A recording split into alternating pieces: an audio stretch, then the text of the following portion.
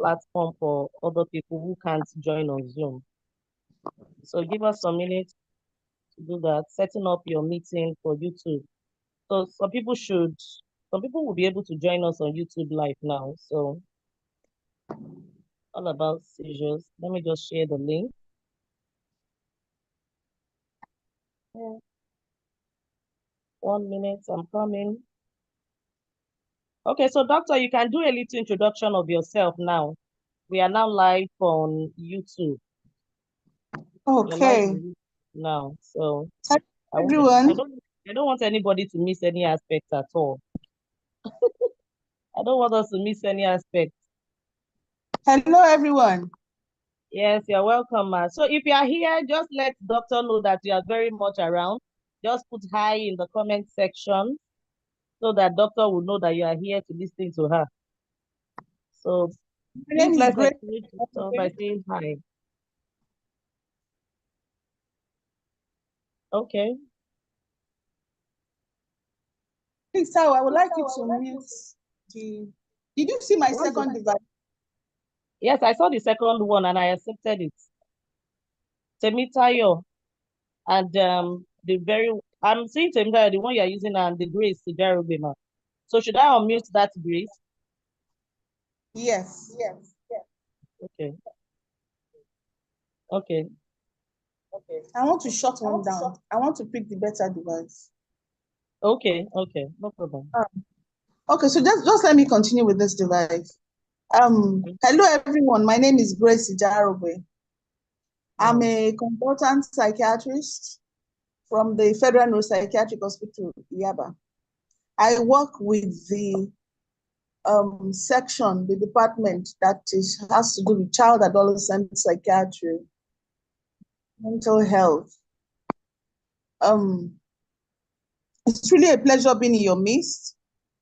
And for the kind of issue that I want to discuss this evening, I first of all want to greet the mothers and fathers that are in our midst who have patients, who have individuals who live with either seizures or epilepsy in itself, and to salute your courage at the care of your children, because this is a condition that is indeed quite challenging to care for.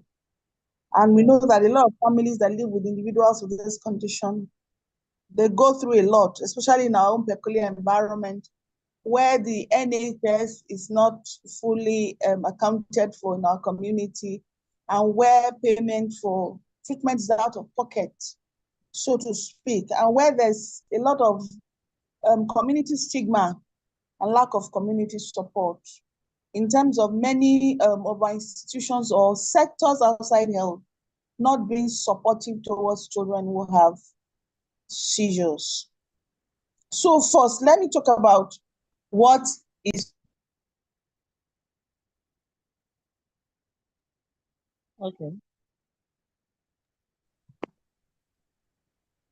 Okay, you're back, ma. Seizures are abnormal electrical waves that are running through the brain. All of us in our brain, the way we communicate, our brain communicates information to our body so that our body can take action, is through these electrical channels, electrical waves. And all of us, I'm sure, are aware that the brain, the head, that brain sitting in our head is the seat of power for the entire body in terms of instructions, directions, what to do, where to go, how to behave, how we feel in terms of our mood, and even working, how we work, learning, and all of that. So the brain that is contained inside that skull, that face, that part of the portion that has our face, is a very, very vital organ of the body. And the way it's works is by transmitting electrical impulses. Let me take an example. If you are inside your house and you want your fridge to work, you will connect your fridge through a wire and plug it into a socket. And before that fridge can work, there has to be power that will be transmitted from the socket into the fridge. Now, the source of power is not the wire. It is the socket, that box. That is that's what's going to generate the power that is going to make that fridge to work. That is how the brain is. The brain is where that power instruction is generated that will now transmit whatever information to other parts of the body to work. Now, for individuals who have seizures, there's a bit of challenge. I'm trying to make it as easy, as simple to understand as possible, because I appreciate the diverse nature of the audience that we are speaking to at this moment. When the brain wants to tell the leg to go forward, it will generate electrical impulses in that part of the brain that controls the leg, because different parts of the brain control different parts of the body. And that electrical impulse will now travel from the brain, travel through what we call a spinal cord in our back. There's a large vein, a large nerve that runs through the backbone, and then pass through what we call nerves to wires, through nerves, and then carry that information to the leg to go forward. Then the leg will start marching forward, and then we move. It's the same thing that happens to the hands, to the eyes, or eyeballs, to me as I'm speaking right now, and all of that, and we function. Now, if there is anything in the brain that causes the brain to generate electricity or these electrical impulses in an abnormal way, either in a very large surge, that is not just the regular, way it generates, then the way electrical activity can surge through the wire and go into the fridge and explode the fridge. And then you find that the fridge is shocking, or the fridge will spark fire and stop working. That's exactly the same way a seizure acts. When an electrical impulse becomes abnormal in the brain, a large surge, then it passes through the wire suddenly. Now, when it's going through that wire, because the brain is hyper-wired, it is the part of the body that is moving. Sometimes it's connected to our mood, it's connected to other parts of the body.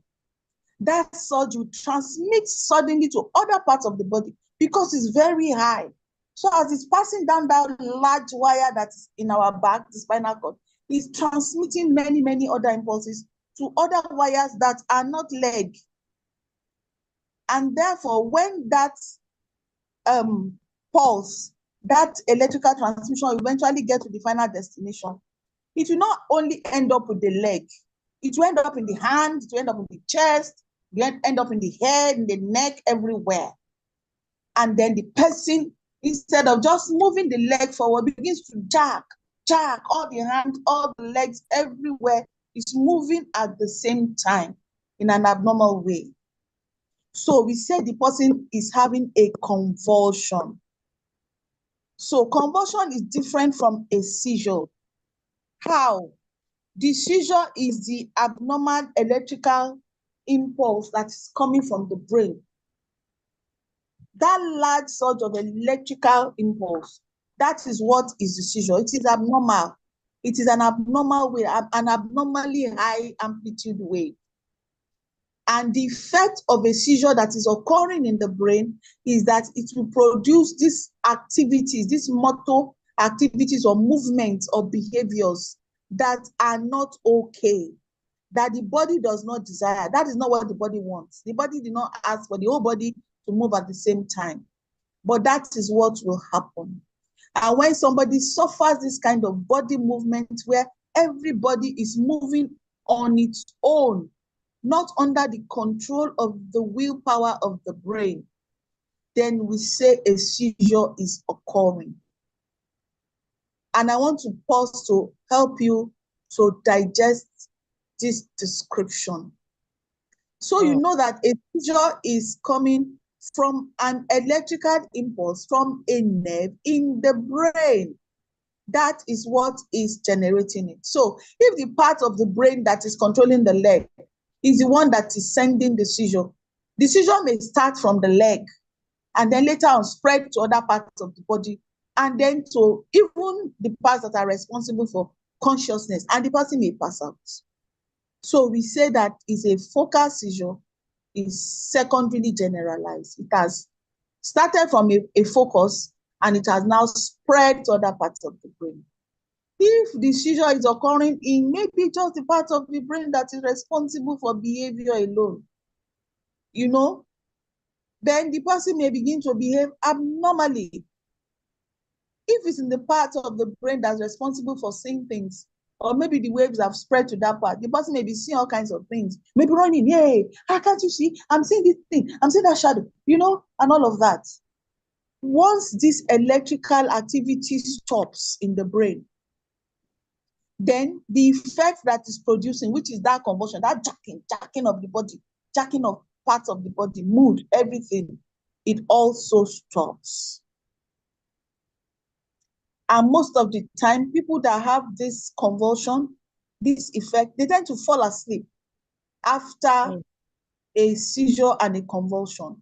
And the reason that that happens is that the brain shuts down everything. So the person sleeps and then reboots, it's like resets that wave. And then the person wakes up again. It's just like a computer. When you shut down, everything goes. And when you open it again, all the applications begin to open one by one. The one for the head, the one for the hand, the one for the leg, everything opens again. And the person wakes up. And the person does not even know that anything has happened. And is asking, oh, how come my teeth is out? Or how come, I'm so dirty? I mean, how did I fall into the gutter? Or how did things happen here?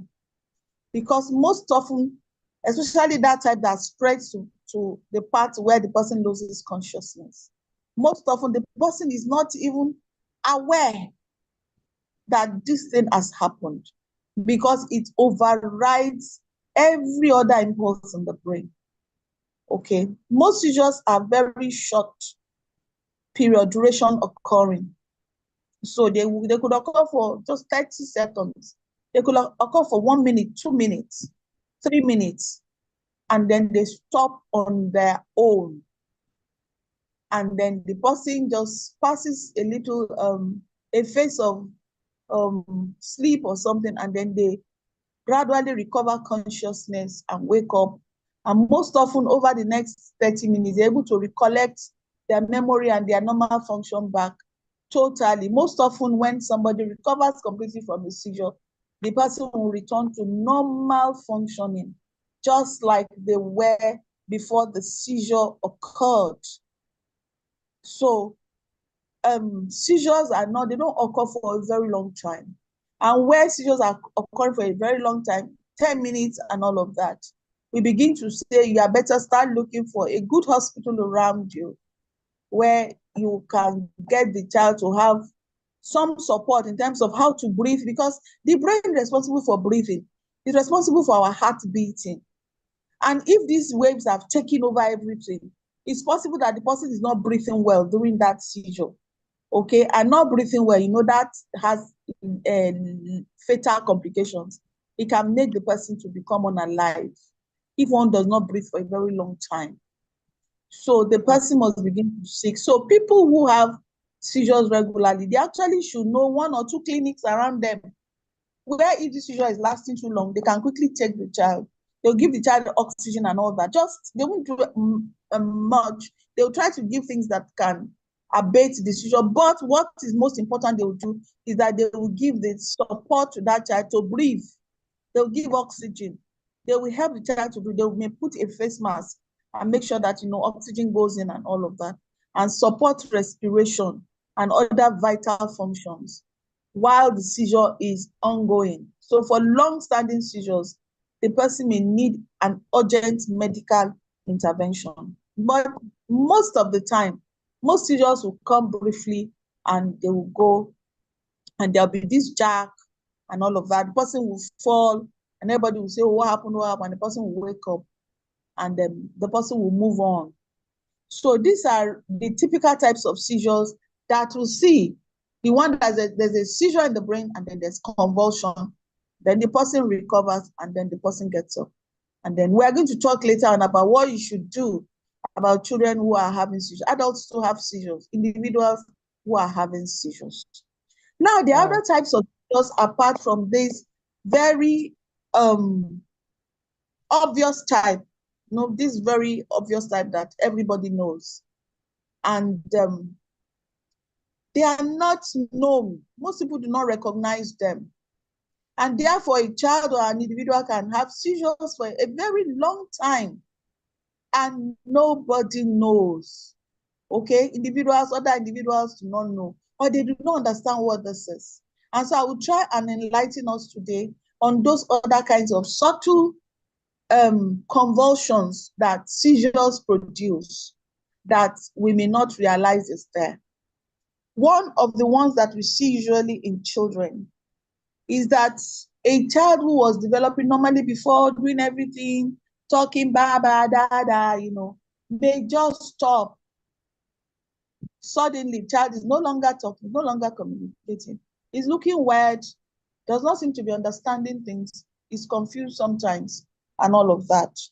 So children who had developed normally before up to 8 months, 10 months, 13 months, 18 months, who suddenly regress, what we call regress, they stop growing forward, developing forward, and start losing all the skills that they had before.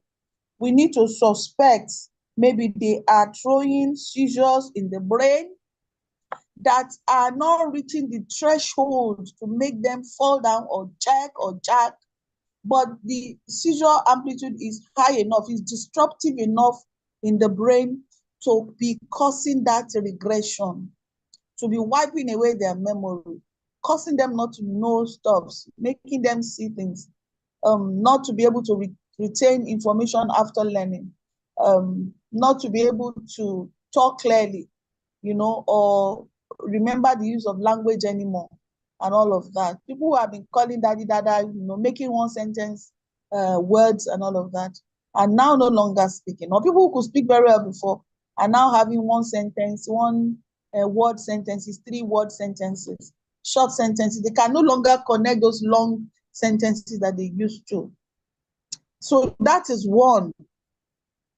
There's another type where the child seems to just be in the middle of everybody. The person is talking, discussing, and suddenly the person pauses.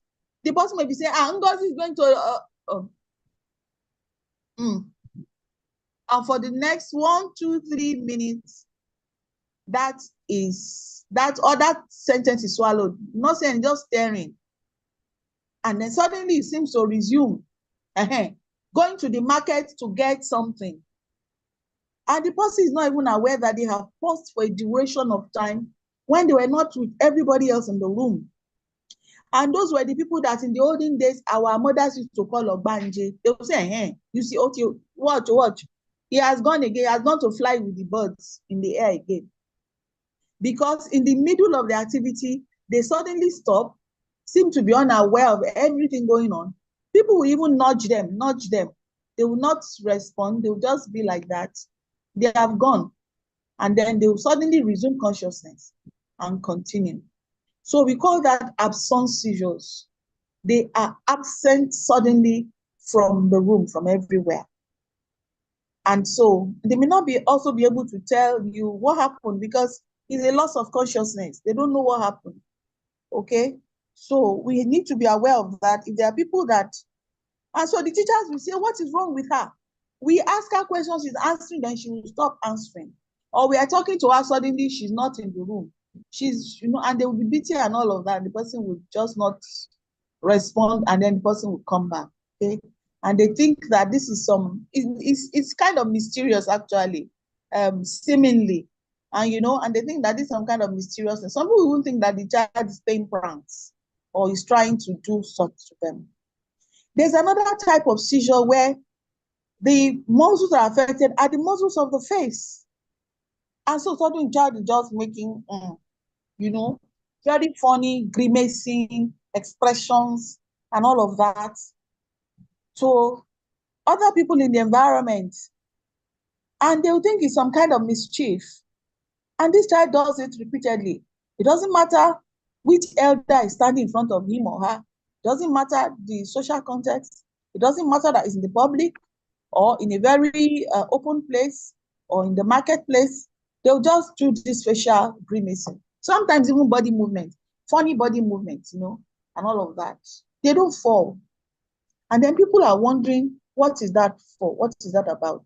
Or they will think that they are doing something mystical, or they are invoking some kind of demonic ritual or something like that.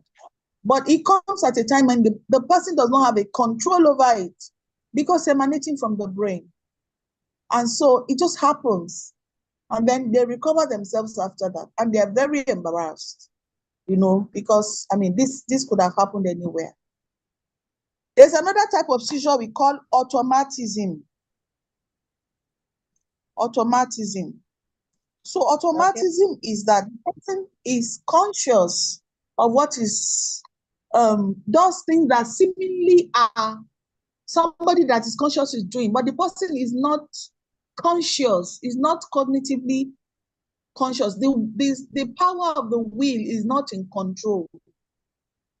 So the part of the brain that responsible for what we call reflex, when you are going to your house most of the time, if you move to a new area, you still have to be asking, please, which turn do we get to Basiro bus stop? Which turn, to your own house on the first day?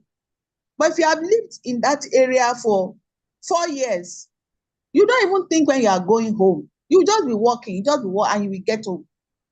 You will just take all the turns that you need to take from wherever you come from, and you get home. Because that activity has now come under what we call automation.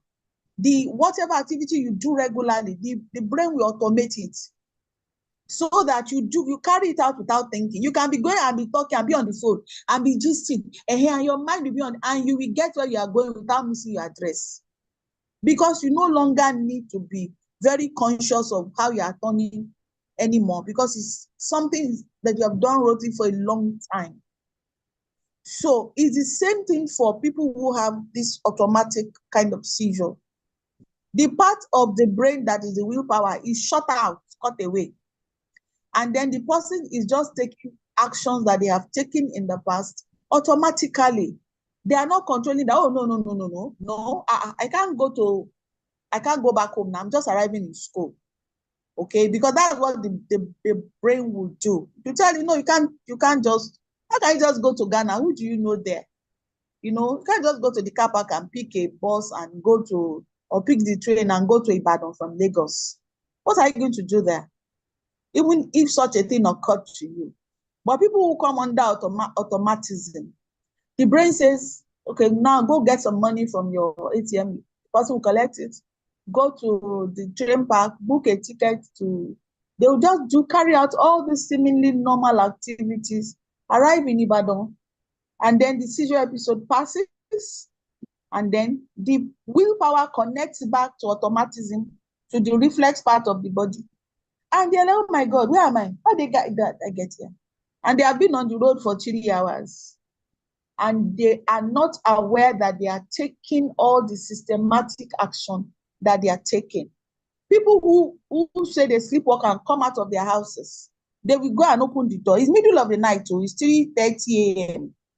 or 2:30 a.m., middle of the night. They will take the key, open the door, and come out of the house, walk around the estates, and come back, go to the kitchen, wash their feet, climb their bed, and go back to sleep. Or they may not wash their feet, they just go with the dirty leg, climb on their bed and go back, and leave all the door open, everything. And everybody is wondering, how can you say you did all these things? You are telling us you didn't do it. Maybe if they catch the person on camera, but you are the one that we saw doing all these things. And look at where there can be problem for this kind of individual. Because when he is caught in the night with thieves, and he tells the policeman, I don't know how I got to the middle of the street, who is going to believe him? It's unbelievable. Yes, nobody. Or it's caught in the middle, or maybe he went past people's stuff and he's going and they catch him. And he said, I don't know who put it in my hand though. Who is going to believe him? We saw you with this thing. You carry it and you're going where? It doesn't belong to you. So this can be a very dangerous thing when people come under automatism. Many times when I open the newspaper or I'm going on the road, I see missing. Ooh, my heart thumps. Boom. I say, I hope this is not automatism. I hope this person did not just wake up and walk away from home. And it's not in Ghana, it's not in they can cross territories, Mm. and by the time they wake up, they no longer know how they got here. Or they'll say pay now, you say I pay, am I to, because they don't know that. I mean, are we supposed to pay on this train? How you aboard the train going to Ghana? You don't expect that you pay, and all of that. So things can happen to people that have automatism. And we do have this type of seizures that occur in people. So people that sleepwalk, we take it very seriously. And then we Mm. ask whether it happens during the day, during the night, is it nocturnal, is it downer, is it, what time, at what different times do they have this kind of situation, this kind of things occurring, and what are the complications they have run in the past. So that's it about automatism. Now we have some people that have seizures occurring only at night when they are asleep, only around when they sleep. Because the brain suffers a little less oxygen during sleep. When we sleep, our body actually takes in, because most of the body is paralyzed. The lung expansion when we breathe is less when we are asleep, when the body is relaxed in sleep.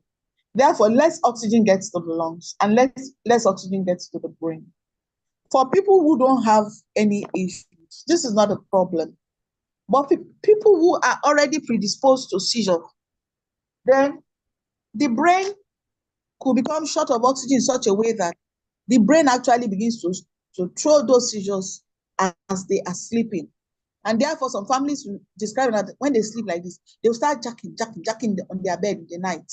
Or they'll be thrashing around, moving as if they are fighting something, moving, just thrashing, turning, and then they will stop. And then they will bedwet. And that is it. And then it will stop. And it has ended. And so when we have teenagers who have not stopped bedwetting, or who stopped bedwetting when they were younger, around 3 years old, then suddenly they are bedwetting at 7, and it's not stopping. They'll wake them up. Sure, by the time they get there to go and wake them up, they are already bedwet. When they put them down, they will even do it 2 or 3 times in the night. I mean, how much water does someone drink that one will be passing urine, will not be able to get up 2 or 3 times in the night? Okay, so those kind of children, we investigate them to be sure that it's just enuresis they have and that it's not seizures that they are throwing at night. Because some of these children, they have grown up into teenagers in boarding house, people are now castigating them. People are not kind to them. People are stigmatizing them because they are bedwetting. And they are 16, 17-year-old, they are seniors in boarding houses. But they have not been able to stop. Okay.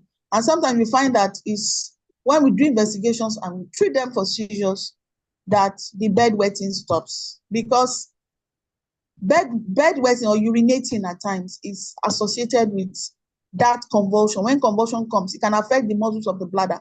It will just become lax and release urine everywhere. And so people who have convulsions may urinate on themselves. They may draw out a lot of saliva, pull out a lot of saliva, autonomic parts of the brain, and then they have those kind of incidents occurring. So people who are bedwetting, especially people who have stopped bedwetting before and are now bedwetting, or adults who are still bedwetting and have not been able to, even though the shame us, have not been able to make them stop, then one really has to look at, because they will not be able to get up to urinate if it's a seizure. They are unconscious at the time that they are passing that urine. They are not conscious. So there's no way anybody can get them to get up to go and urinate, not even your alarm. Okay. So we have to look at those kind of seizures that are occurring. Now, there are some seizures that we call myoclonic attacks. They occur only in the muscles of the limbs, the lung muscles of the limbs. And so a child will, these children, they say they are clumsy, or these individuals. They say, all my high wears, all my China wears, all of them, because things are always dropping. If she's carrying a bag, suddenly the muscles of her hand will go limp, the bag will drop, and then she will recover muscle tone back. But at that moment that the muscles went limp, anything she's holding will drop. Even if she's holding a baby, even if she's holding something sacred, it will drop in her hands. She will not have the willpower to just say, let me hold on, it must not drop. Because it's not under her control, it's a seizure. Okay, so at that time, there are seizures that can make certain parts of the body become suddenly paralyzed. If you're causing the leg, what they call it a tonic attack, the person will just fall, just drop. Okay, or or the hand will just jack, or whatever they are holding will drop, or they will fall, or their bag will fall. Or God forbid that it happens in front of a vehicle when the person is crossing and the person suddenly drops. That can be really dangerous. We pray that God will not give our children fatal flaws, because one really has to be conscious that at times this thing predisposes them to danger. So the last part I'll talk about, it's not exhausted. There are so many, but because of brevity of time, the last part I'll talk about is the type that does not allow the children to learn. So it's sub-threshold. In short, unless you do a test, you won't know it's there. So it's not high enough to make them fall. It's not high enough to make them jerk. Not high enough to, show obvious symptoms that they are having convulsions. But it's running in the background in such a way that whatever they learn, they forget. Whatever it keeps wiping up certain activities in their learning centers, they have campus everywhere. It changes their mood, it can make them moody, it can make them, so it's running in such a way that it's interacting with their emotions, it's interacting with their moods, interacting with their learning capacity, is generally impinging them with disabilities, making them too disabled to function in the community. And what we do is to investigate. They come and say, teacher, I used to learn before, it's now not learning. And so you used to be brilliant before, it's now not learning again, we try and look for the cause. Is it a cause in the environment? Is it that child no longer reads, not being supported to learn anymore? Or is it that there's something happening in the brain? So what are the causes of seizure? We've looked at the seizures and the different types that might occur in our community. I should tell you about the one that the children blink, where they are just like that, and then they blink, blink, blink, blink, blink, blink, blink, and then they come back. They blink, blink, blink, and then they come back. Okay, but during that blinking, they don't see anything, and people will say that they may also count them as being naughty. Imagine blinking at the principal, blink, blink, blink at the principal, and all of that in a very gestural way. And the man thinks you're being rude. Why are you making that kind of gesture? Okay, so people are really get upset. Some children feign, or some individuals feign this convulsion. They will be jacking, as if they are convulsing, they just want to gain attention. That one is not, they are not having seizures, because it's not coming from the brain. This one is just coming from somebody who is acting like a Nollywood star, just jacking their muscles. It's under their will, under their control. And there are ways clinically that we can tell if this is a seizure or this is demonstration, this is acting. All right. And I will not discuss that online. But when they come, we will know whether it's real or it's not. All right. So what are the things that can cause seizures so that we can move forward? So many things that we do, and so many things that we do not do, that we have no control over. So let's start from pregnancy, from even before conception. Okay, there are many practices that we have in our community. Many of them are traditional. We can see your video. Oh yes, okay. Many of them are traditional practices that we do. So before a child is born, they will start drinking agbo, and all of that. We actually advise a lot of parents to stay away from a lot of herbs, because most of the herbs that are in the community these days, you and I know that the original makers of those herbs are no longer around. And most of the people that took over from them, they didn't really learn. They don't have a garden where they make these herbs. They just go to the forest and collect them. Well, I mean, where is the bush? Where is the garden where they grow some of those things? So most of things going into the herbs are things we do not know. They are substances, they are chemicals, they are roots, they are, herbs that nobody can vouch for what is containing. And I tell you, some of those roots can cause seizures in children. They can destroy them as they are developing. And so, and to make it worse, most of those herbs are compounded in alcohol so that they will not spoil, they will not grow fungus, they will not grow mucus. And alcohol is a destroyer of baby brain when it is forming in the womb. So we do not advise that people taking herbs when they are pregnant. What are other things that people do when they are pregnant? They may not, there are these antenatal drugs they give us, especially folic acid. And then they tell the mothers, take every day, every day, every day, every day. Because that folic acid is very, very, very important to the early growth of the brain. As early as the two cells have come together of the man and the woman, folic acid has started action. And so if the woman is short of folic acid, that is the major cause for the brain to grow, then the brain will continue to grow in an abnormal way. It will not be complete. And these are the reasons why it can give challenges and problems in the future when that child is born. So we normally advise that most people should have started using that folic acid for months before they now say, okay, it's time to take it. Then they now take it. And they continue to use that folic acid, okay, throughout the pregnancy so that they are not short of it at all. The brain continues to have the precursor for it to form a good network inside the pregnancy. Now you have some women who will not go and register for antenatal until 1 month before they want to deliver. Then that is when they will now start taking folic acid. By then, any damage, any loss would have been done, should have been concluded. So that folic acid is just for fancy. So the best time to take that folic acid is even before that child hits conception. And even if the child has been conceived, then antenatal should start maybe 2-3 weeks, so that very, very early as possible, folic acid should come inside. Now, there are some other drugs that women take that are not even herbs. Non-prescription drugs. Have you seen pregnant women before? They just go to a chemist.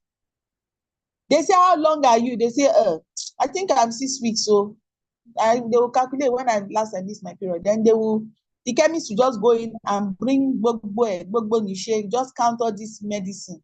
Yellow, red, pink, blue, as many as possible. You say, okay, how are you feeling? Say, I have one small kidney at the back here, one small ache there. Say, I just hit it with this one. You'll be kampe very soon. And they'll just have this collection of medications. They don't even know what it contains, whether it will make their blood pressure go up or down, and they will just swallow it. Because there are certain medications that are not given during pregnancy. There are some drugs, treatment drugs, that is safe for a person to use any other time, apart from the time that person is pregnant, because it can damage the child. It can damage the neurological development, the brain development of that child. So pregnant women should not take any medication that is not prescribed by a doctor when they are pregnant.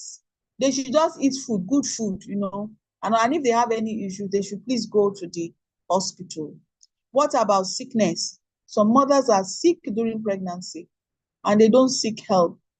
Some of them will stay at home for months and say, okay, I'm very sick, I will recover. It's pregnancy. It's just, you need to go out and see the doctor, let them check you out and say, okay, this is normal pregnancy symptom. Because sometimes that sickness that you're feeling is a red flag, is a sign that something is going wrong with the child. And intervention might have been possible during that early stage in that pregnancy for the child, long before the child is even born. So if you are feeling funny, feeling anyhow, please go to. Pregnant women should actually go and seek help. Now, if the child has started kicking, the child is kicking back, it's rolling ball, move inside the stomach. Suddenly, the mother does not feel the kicking again, or the kicking has gone down. That's another red flag. Something is going on. Maybe the baby is ill. It's the reason why, or maybe the nerve function of the brain of the child is not working well again. It's the reason why the child is not kicking and bouncing the way it's bouncing in the belly before. Okay, so you should actually go to the hospital and check, because they may just give you some things that will reverse the whole process, and the baby will start kicking well again. Boom, bah, bah, okay. But staying for long without going to check, the illness may go on, and by the time the baby is born, a lot might have gone wrong. I want to check to be sure that I'm still online and that everybody can still hear me because when you're Okay. online. I'm going to unmute everybody now. Oh, okay. Let me unmute everybody. I'm coming. Okay. I am here. You can hear me, doctor. So yes, I can hear you. Okay, so I'm sure I'm still online. Please, if you can Um, hear the doctor, just say hello. Just say hello. Yes, ma, you are online. You are all right. You're on track. Please go okay. ahead. Thank you for that feedback. All right. Mm. So during pregnancy, those are all the.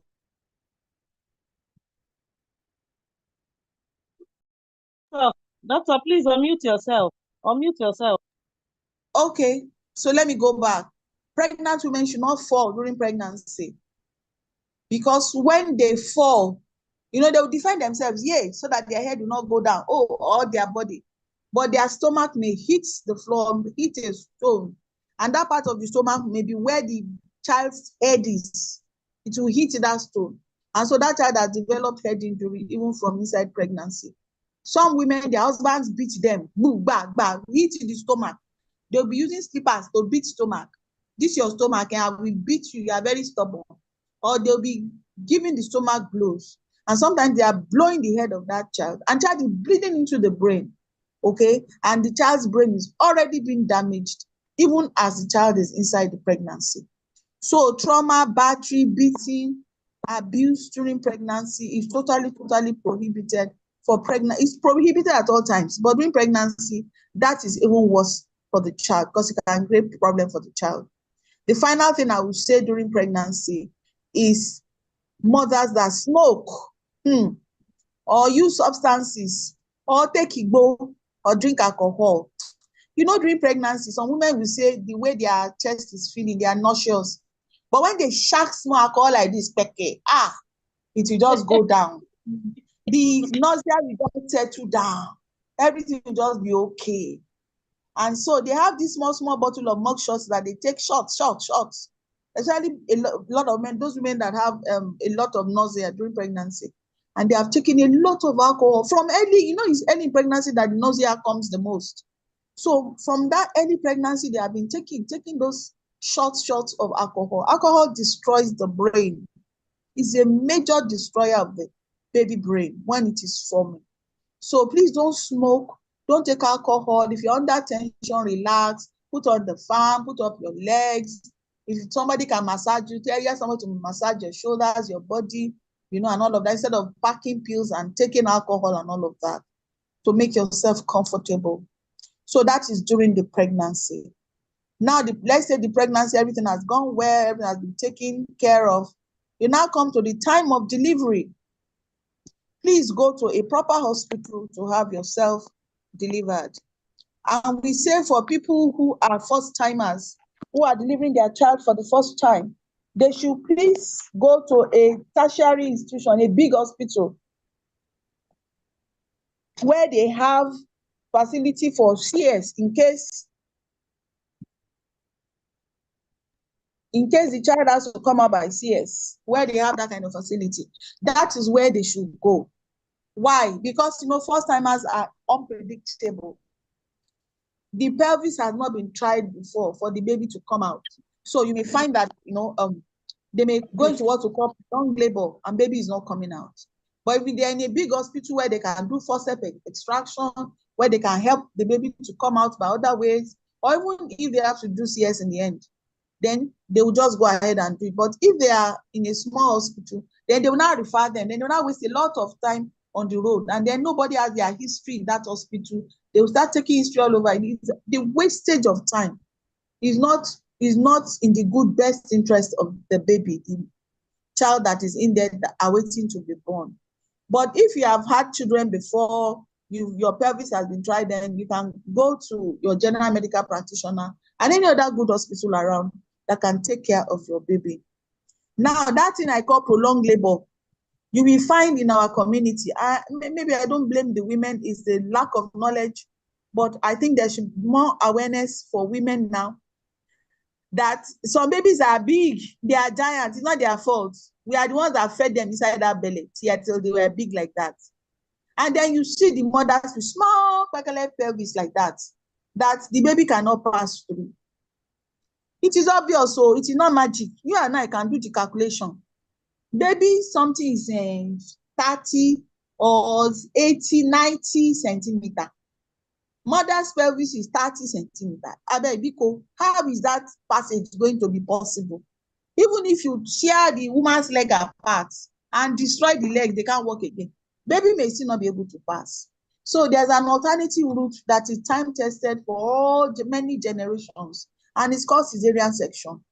So sometimes they'll tell the mother, please, this baby will have to come out by CS, because there is no, but after taking all this measurement, no need for you to even do labor.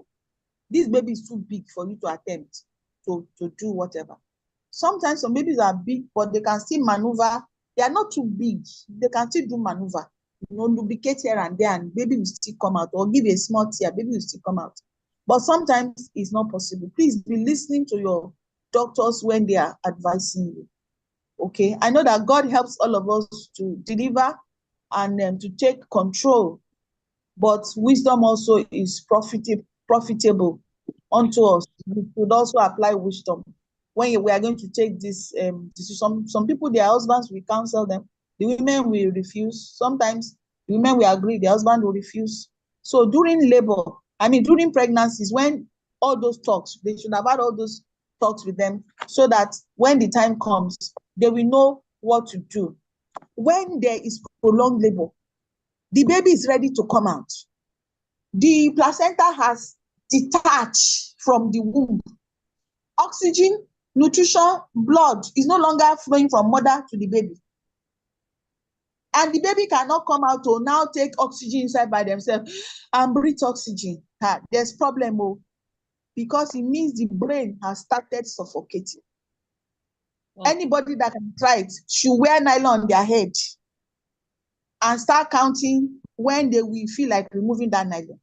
That is how it is for that baby that is inside that stomach at that time, that you are already seeing you're already seeing blood, and the baby is not coming out.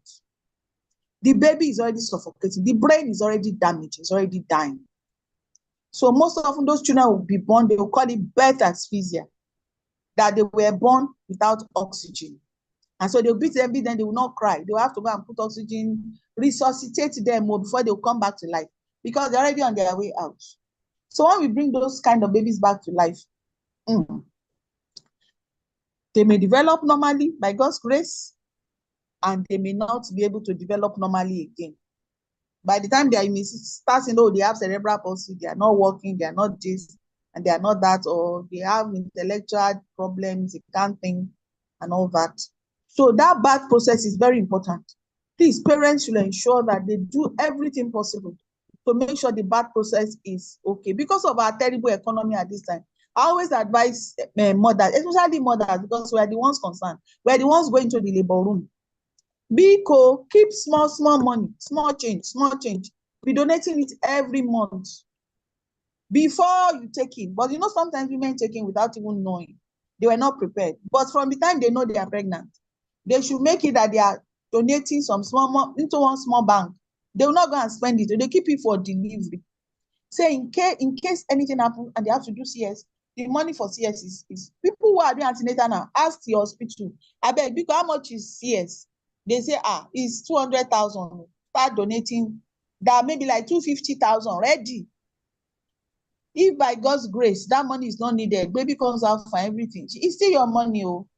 But God forbid that the child's life depends on that money, then you will have something to spend. May God preserve all our children wherever they are by God's grace. So that Amen. is about delivery. After the delivery, child must be safe.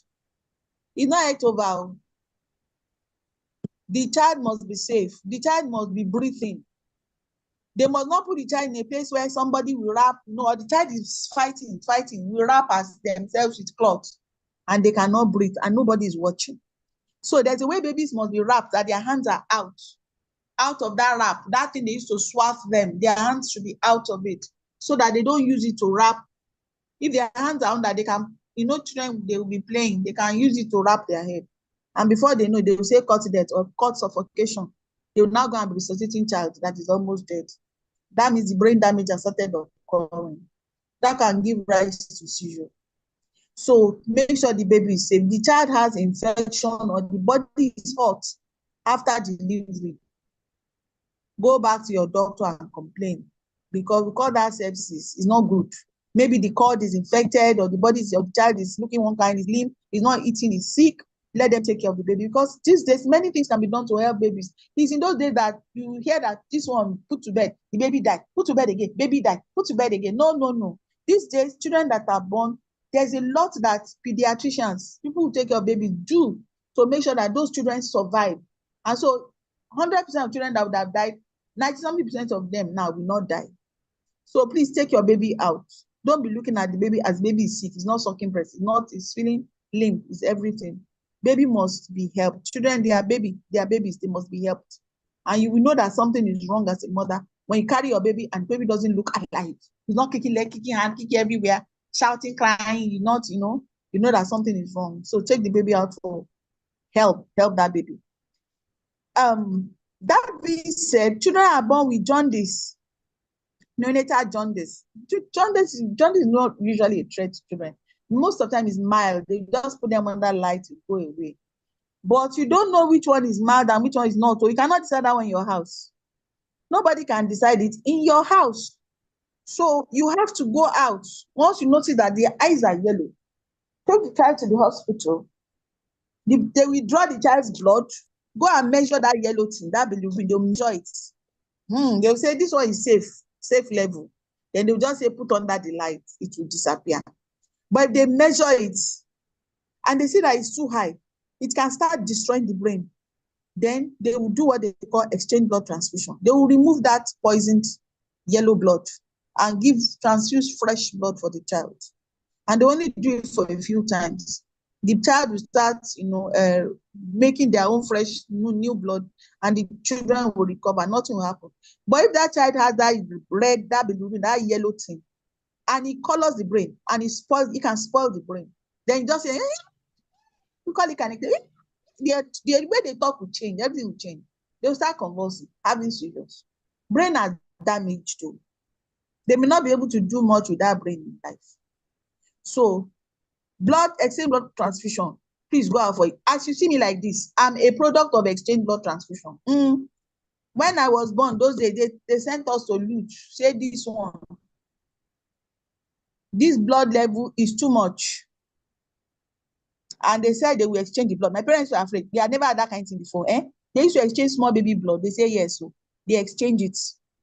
And so my blood was exchanged. Imagine they did not exchange my blood, or they took me home. In short, they said the level was so high, everybody was just running up and down. Immediately I got to lose. No, they were just looking for blood. This one must go down. So please take your baby out. Imagine this is decades after. The procedure has gotten better, safer. In short, that time it was a dangerous procedure because babies used to die from, but now it's a very safe procedure. Okay. So if the children have too much, they will do whatever it is to help them so that their brain does not damage. If the brain damages, you can't become doctor, child cannot become lawyer, you cannot do big things that brains are supposed to do. You cannot become engineer. You cannot become big market woman that is controlling chains of stores in Lagos. You cannot do big things like that again. So please, it's very important that the brain is taken care of.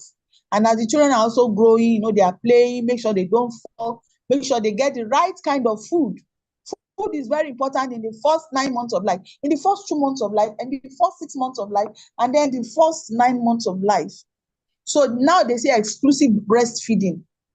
Make it as if you are exclusive, make sure that you are also eating, you have enough nutrition to pass on to the child, okay? And once the child from 6 months needs to have augmentation, add the necessary food, because this brain, you will notice that children's head, they are bigger than their body, because the brain grows very fast in the first 2 years of life. And so if you don't give adequate nutrition for the brain to grow, it will grow jege, it will not be able to do plenty things later on in life. So make sure the child is well fed, adequate protein, adequate food, adequate meals, adequate everything. That is very important. Now they are growing, make sure that they don't fall, make sure they don't hit their head, make sure that you protect them, make sure you warn them against jumping height that is too high, and all of that. When they're in school, put protective clothing on them so that they will not be too cold, they won't catch infections and all of that. And if they are sick, they have malaria, even something like there's something they call cerebral malaria. You have malaria, and you don't go and treat sometimes. And the child now has cerebral malaria, it can damage the brain. Okay, so all the things that can make them infection, cuts, treat them. If they cut themselves, put small iodine on the wound, make sure that they don't get infections. I once had a patient, very brilliant patient, brilliant girl, about 11 years old. She was always top of her class. They were in school. Final, I think she just got to SS1. She was, throughout primary school, she was the best in that Form 1. But their school, she was on the 3rd floor, and they did not have railings. Or their railings were not tall enough, just had normal house railings. And during break time, everybody rushed out, and somebody pushed her, and she flung over the edge and landed 3 floors down on her head. She was unconscious for months. And when she came out of that unconsciousness, she was like a baby.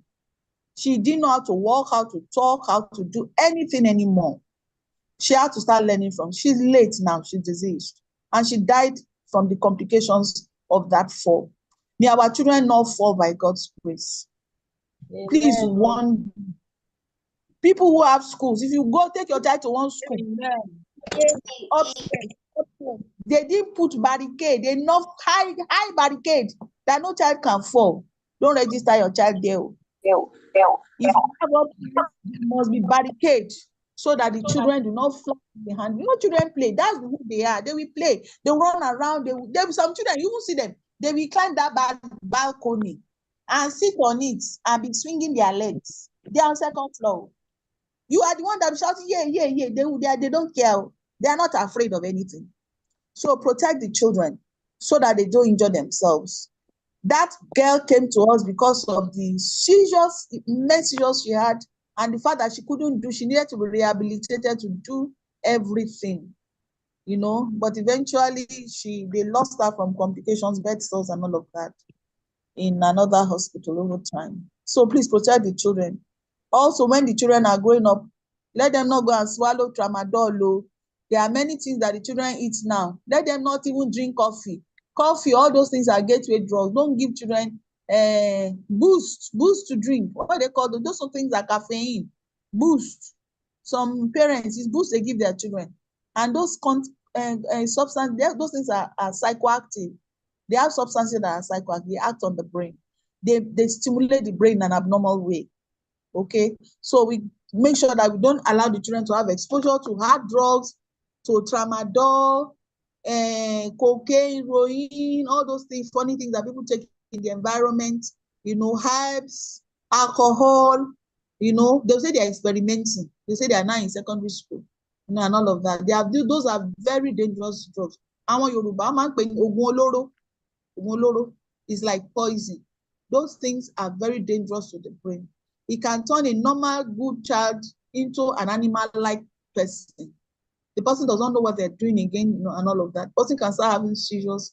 We've had a child before who came in, about 13 years old, who was on heavy doses of tramadol. She was having seizures, tramadol. 1 gram, 20 tablets. She would just carry one sachet like this, 10. 1 gram, and swallow it. 10 to feel high. And our young people are taking all kinds of things now. So please, let's protect them, because so many things. Let's not, by God's grace, we won't have accidents. We won't have any head injury and all of that. But it's worth doing so much so that this brain does not suffer from seizures.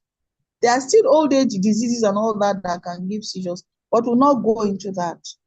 So because of time, let me go into what you do, how you manage seizures, what we do to manage children who are having seizures or individuals, adults who are having seizures and who are having convulsions. So if you know anyone in the community, I will try to be as simple as possible in this aspect of the discussion. If you know anybody in the community that is having convulsions, you need to advise them to go to the hospital. I am sometimes embarrassed that a lot of our hospitals sometimes may not be able to take care of seizures. And the reason why is that sometimes a matter of equipment, sometimes a matter of knowledge, sometimes a matter of exposure, sometimes it's because some hospitals, they equip themselves with the kind of staff and the kind of drugs and medicines that take care of things like malaria, things that are commonly occurring, pregnancy, and all of that, so that they leave seizures as something that's a specialist thing. People that really need to be treated who have seizures have to go out and see a specialist. But that being said and done, if you go to any teaching hospital, if you go to any smaller hospital around you, like a primary health care, they'll give you a referral to a teaching hospital or a specialist center like a hospital in Oshodi, psychiatric hospital Oshodi, all right, or any other neurological clinic where children are taken care of. The children we see who have behavioral problem, learning problem, developmental problem, I tell you 70% of those children have seizures and convulsions. It is that amazing. 70% of them. And so this is how come we are tied down a lot of children who have seizures. And we wonder that these children, they have been going to hospital all these years. They are now 9 years old that they are coming to us, or 8 years or 11. Is it that, nobody thought to refer them or to manage them? Because some of them will tell you that they have never been treated before. Okay, is it that nobody told them that the child could be treated? But often we find that because everybody did not recognize this seizure because the child was not convulsing, they will just come and say, oh, the child has stopped talking, or the child is regressing, or the child who used to walk before is no longer walking, or the child just shouted one day, yay, yay, and then the child could not do anything again, And so they will give these bizarre stories that, of course, if they went to their primary health care center and they saw the nurses and all that, or people were not trained in that field, they probably will not be able to say that this would have been caused by a brain seizure. And so they might not really manage it the way it should be. So please come out, encourage people who have this at first to come out to the specific quarters where they can get this treatment and get it well done. So what do we do when we meet children? We ask a lot of questions. In short, more than half of the children that we meet, that we eventually treat for seizures, they didn't come to us because of seizures. So they came because child was not working, or was no longer talking, or child is just started looking like that, His investigations are eventually showed us, or a lot of questions that we asked, or our experience in the field, eventually, or to suspect that those individuals have seizures or convulsions. And so we take a lot of history. We ask where the child has been, what they have done, what they have experienced, all the kind of trauma or things that have happened to them that are adverse life events and all of that. We ask the parents to questions because sometimes seizures too can run in families, Sometimes the seizure that they say also run in families is not really genetic. It's not genetically based. It's running in families because of some of the traditions the family has, or some of the things the family members are doing. So they are perpetuating seizure-causing tradition from one generation to another. That's why it's running in the family. Because we do a lot of psychoeducation to some of these families. I recently met a family where all the 4 boys, they have seizures. all the 4 boys.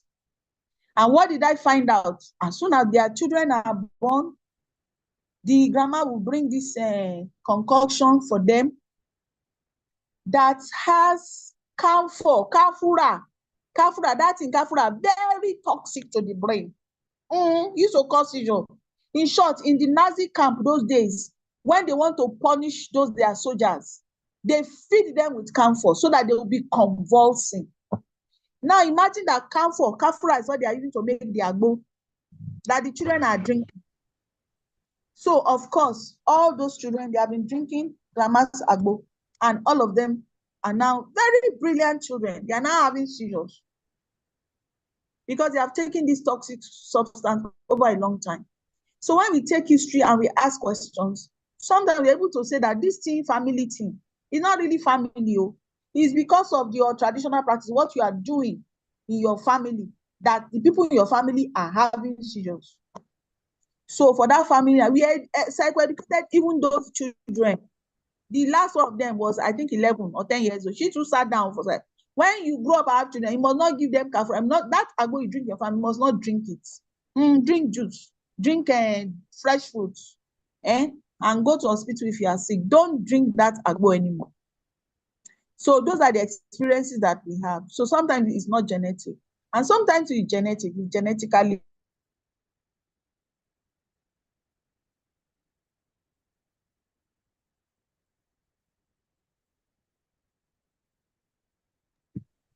Hello, doctor. You are freezing. Hello.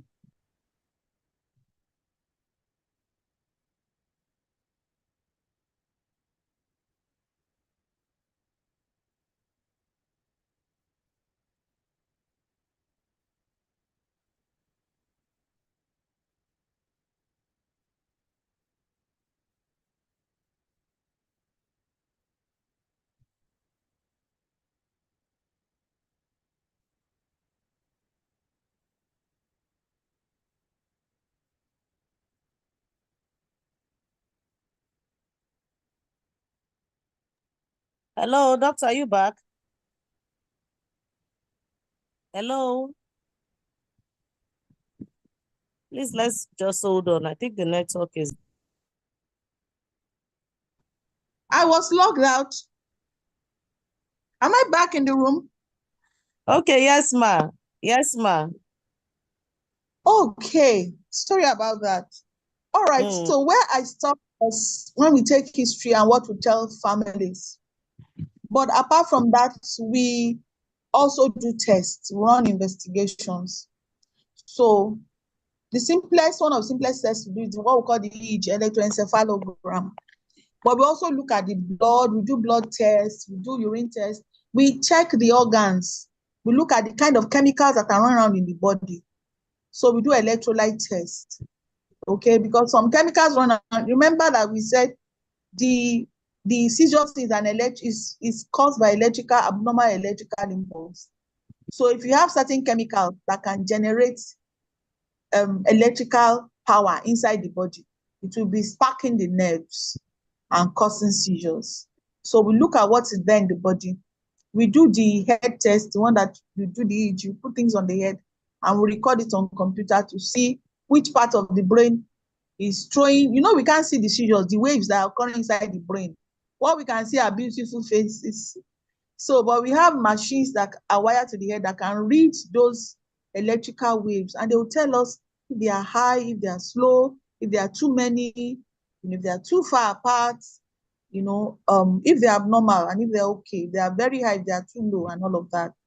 So, and we can interpret what is going on in the brain when we see the image that is produced from those electrical impulses when the reading comes back to us. Sometimes also, if we think we need to do that, maybe there's bleeding into the brain, or maybe this person has stroke, bled into the brain, and is the bleeding that is causing seizure and all that. We can order for an MRI, a scan, a very complex scan that can help us to see all the layers of the brain, to see what is going on in there. So we do all those investigations. Now, when we discover what is wrong, if we can find what is causing it, we try to reverse whatever is causing it. Like those family now, no more camphor. They must not even put it in their cupboard to chase cockroach. No way. They should not. They should go and look for something else that they'll be using to kill pests, and not those things that are already damaging the brain. So we try to eliminate what the cause if it's there. If it's something that cannot be eliminated, or if it's something that already caused a damage to the brain, and the event has passed, let's say somebody was using substances or using hard drugs or using poisonous substances that has now damaged the brain, the event has passed, they have stopped using. Some people tell you they are no longer using this and that, but they are now having seizures. The effects of what they use is now beginning to come up because I damaged the brain. Then we have to deal with it. Okay, we give maybe medications and supplements that can help the brain to, recover a little, do better than before and all of that. If it's infection, we give drugs that can clear that infection from the brain. If it's a worm, sometimes worms, those worms that we kill inside the stomach, those ones, sometimes they will creep up and creep into the brain. They are, but if we do a scan, we will see it there, that there's one larva, once it's sitting inside the brain somewhere, okay? Sometimes they don't have to operate it. There are chemicals, there are drugs that can kill those larvae wherever they are. And if it's too big and is destroying or disrupting many places, they may have to do operation. If it's a cancer or tumor that is sitting there, or water, sometimes water with big water, we just sit in the brain, we accumulate in the brain, make the head big, swell the head. Or if the child will have what we call hydrocephalus, the head is very big. We will send the child to the surgeon, they will drain the water from the head, channel something that will be passing that water, draining that water, and all that, free the brain from the pressure so that the child can grow well and the seizures can stop. So that's just to let you know that we don't just stop the seizure. If there's a cause for the seizure, we must look for the specialty that will take care of that cause and get that sorted out.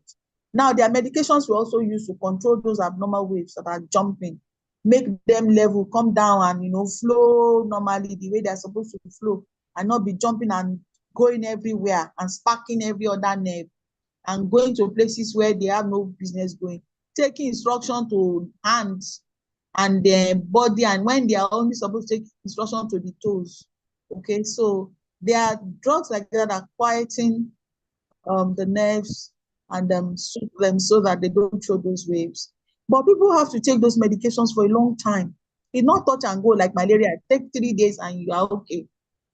They will take those medications. Those medications will continue to heal the nerves, repair the waves until it's done. They will no longer be having convulsions again. But even when they're not having convulsions, it doesn't mean it's over, because it's not just to stop convulsion, it's to treat the nerves.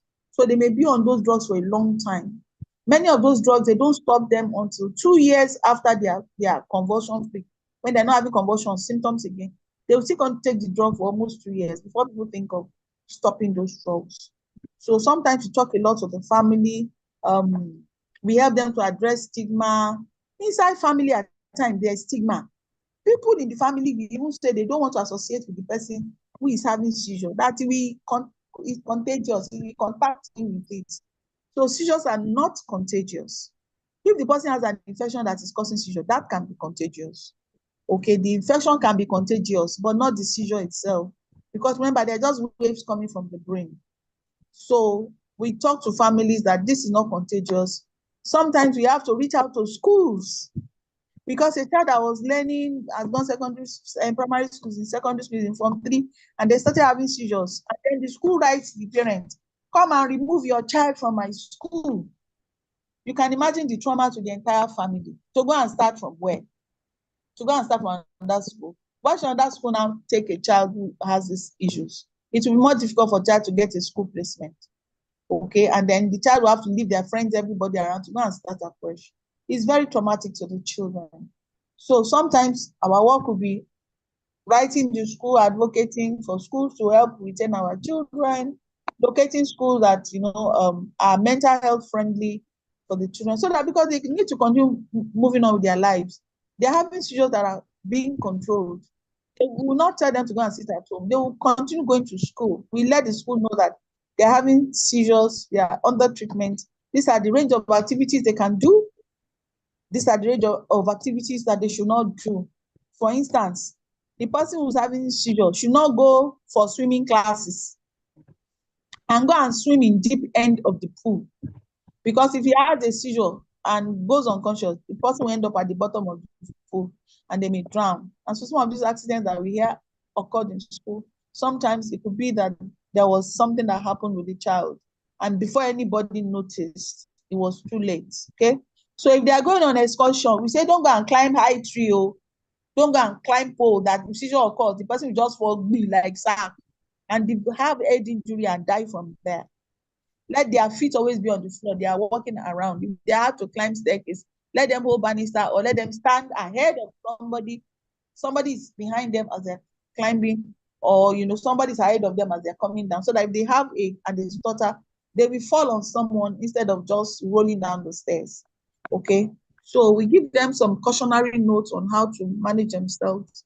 That when they have to cross the road, they can cross the road, but they hold somebody, tell somebody that, please, I need assistance to cross the road. And the person will hold them, take them across, make sure they have safely crossed, and they will continue their journey.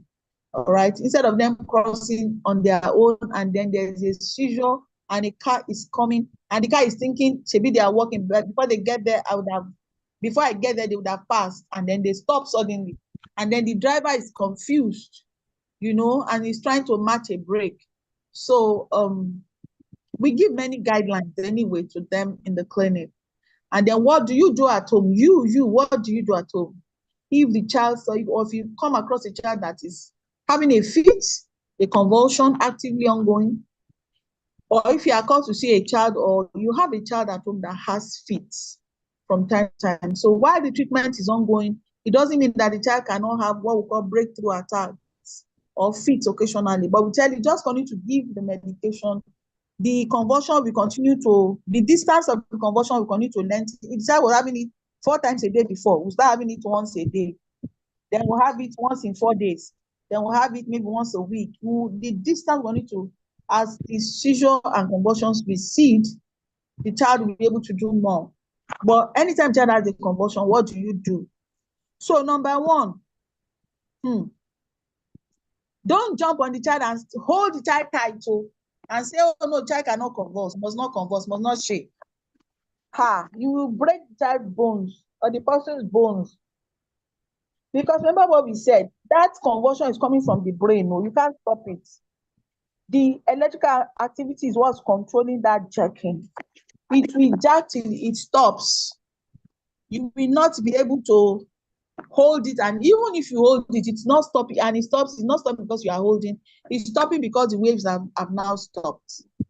So if you see somebody that is jerking, what you should do is go near the person. If the person is standing or is at a height or whatever, just bring them close, make sure you put them on the floor. Okay, let them lie down on their left side, so that when the saliva, those large volume of saliva are coming, they will drool on the floor. They won't go and choke the person, go back to their, if you put them on their back, saliva, they are not conscious, saliva will go to their lungs and drown them, and they could die from it. Okay, they will not be able to breathe, taking air, because saliva has blocked where the air should take. So you put them lying down their side so that their saliva is coming out, will be drooling out and drooling onto the floor. If they are not gnashing their teeth together, don't put spoon, all those things they put, and knock, you destroy the child person's teeth. No. If they put their teeth together and it's together like that, let the thing grind like that. That is just teeth against teeth. There's no problem. The only time we say put a soft wood, or not wood they can bite off, or something that cannot be beaten off, is if their tongue is in between the teeth, because that one, when they are now grinding like that, they will really injure the tongue. They can even cut it off. So you help them by, if the tongue is there, you put something at the side of the teeth or the tongue, so that the pressure of the two teeth together will not be able to bite off the tongue. So whatever you put, it just so that the teeth will now grind against that hard thing on both sides and spare the tongue. When the seizure is over, the tongue will go back, the mouth will relax. Okay, so that's the only time when you put something. If not, all that injury that they sustain from their teeth is together, people are not trying to force something between their teeth. No way. You shouldn't do that. You only damage their teeth. Just leave them like that. So you remove tight belt. If they have a tie on their neck, you loosen it. You loosen their belt. If whatever is tight around them, please loosen it so that they can breathe a little easier. Remember, we said that during seizures, breathing is compromised. So you want them to at least be able to breathe as much as possible so that they don't incur more brain damage. We find that people that have seizures and the seizures are not well controlled may go through what we call asphyxia again, shortage of oxygen to the brain during that seizure. And that will damage the brain further. And the seizure episodes will worsen, convulsions will worsen, they'll become worse. So just make sure you leave them like that. After a period of time, the jacking will stop on its own, the person will relax. Then the person may sleep a while, then help the person to get up, dust their body, and all of that. Don't pour water on them, please.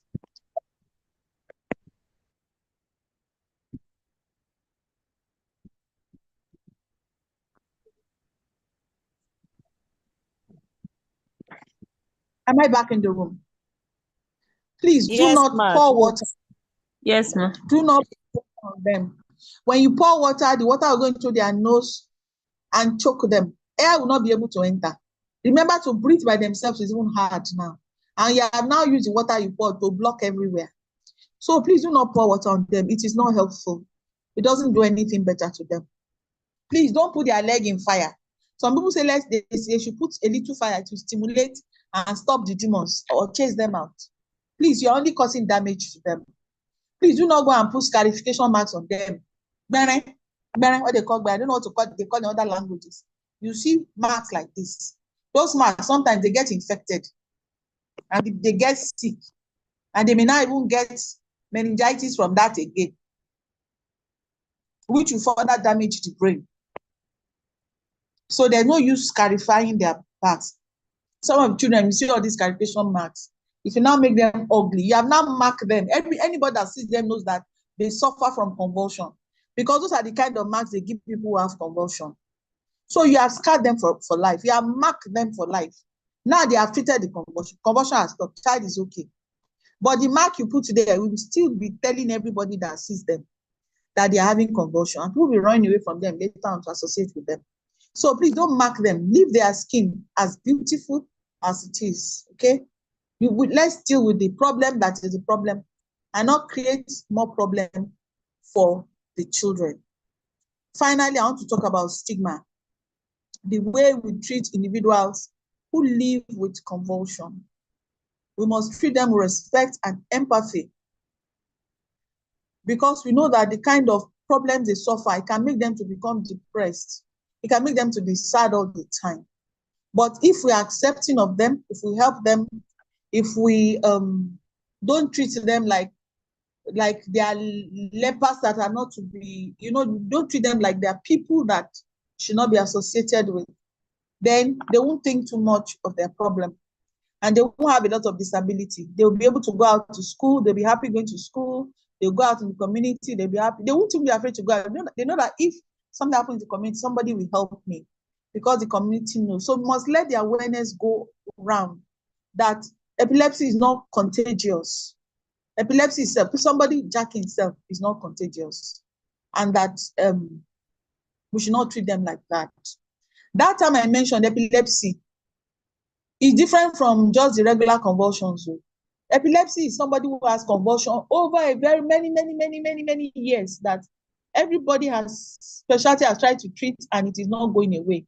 They will now say that this person has epilepsy, okay? Because that means that it's intractable. Every attempt has been made to treat it and it has not gone away. So we shy away from using epilepsy for our children, our individuals who have convulsions, because we know that many of them, when they are treated, they will get well, they'll get better, they will recover from it.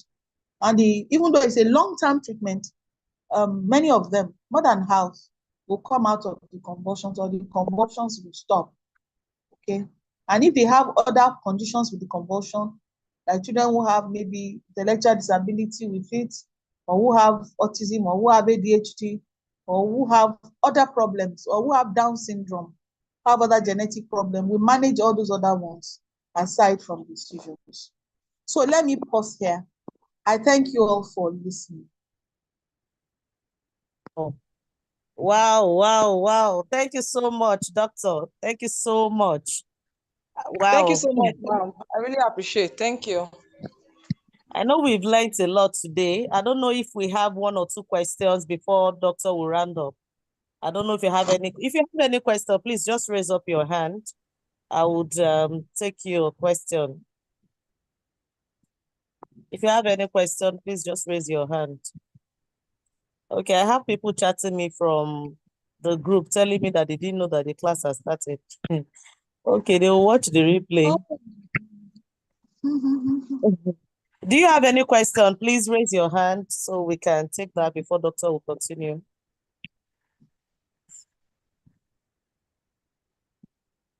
Okay, my own question is this, ma. Okay, someone is raising up her hand. Okay, let me allow her. Okay, Mr. or Mrs. Salihu, please. You can come online and you can ask your question, please.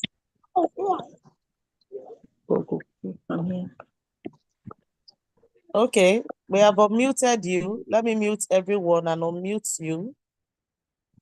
1 minute, please. Okay, so please unmute yourself.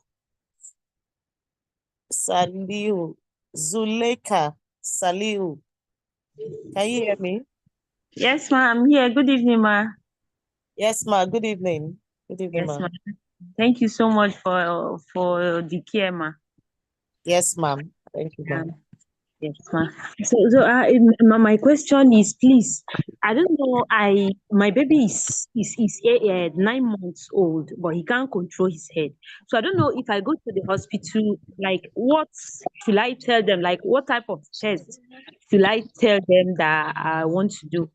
Although he suffered from jaundice at birth. And Okay, so you were supposed to join the platform for the consultation, madam. he I joined. think are you part of the platform already? Yes, I'm there.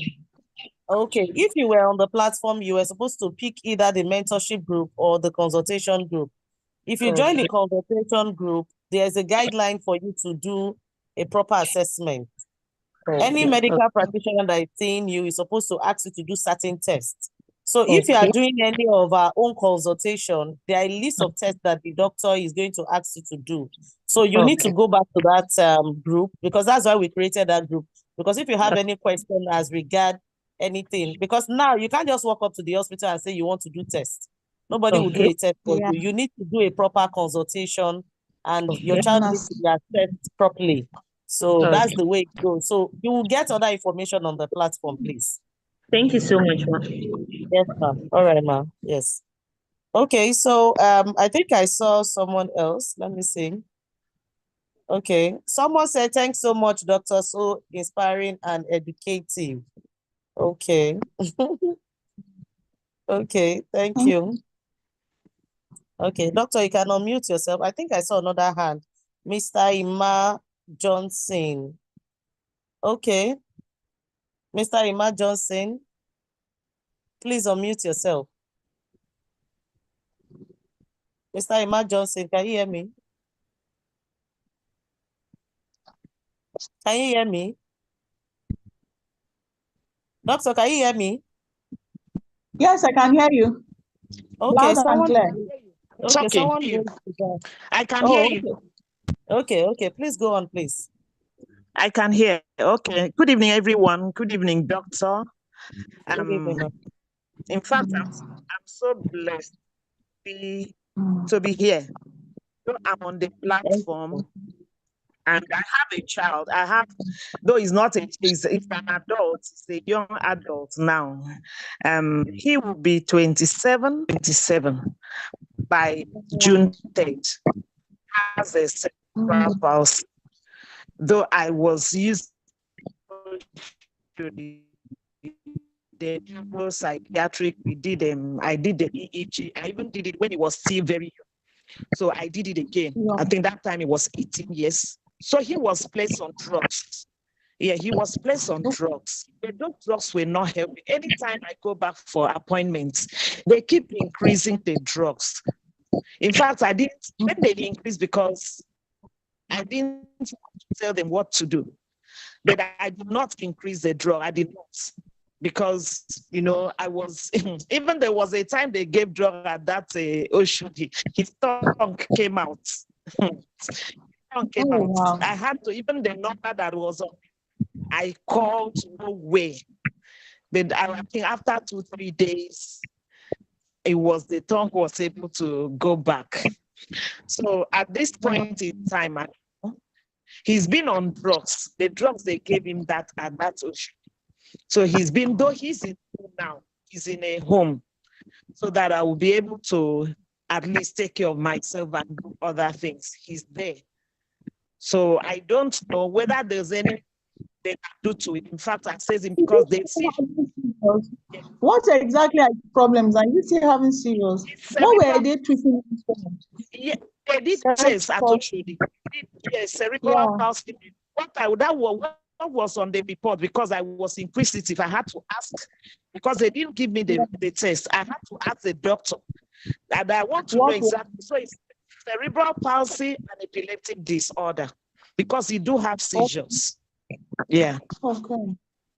So the seizure, is he still having them? He's still on drugs. In fact, that time, if I get to hospital, is it controlled? When I say in fact, controlled, as it point that he hardly has the seizure. He hardly it does not take like 1 month before he has seizure. But that time, initially, he was on Phenobarb. Sometimes he will have it continuously for, let's say, 3, 4, 5 days. But when I took him, though the thing has reduced, the thing has reduced. But sometimes, there are sometimes, maybe the weather, sometimes it will come. Like maybe in a day, can have like 3, 4 times and whatever. Though sometimes what I do, once it comes like that, I'll use like a balm, and I put with Vaseline, I'll rub him. The thing will just, I don't know. I just do whatever my head, but I don't say do this, I don't do. I'm always on that drug, or sometimes when I feel maybe it's cold, so I'll use a balm with Vaseline to rub all over his body. So your observation is actually right. Extremes of temperature can trigger seizures in people who are having seizures.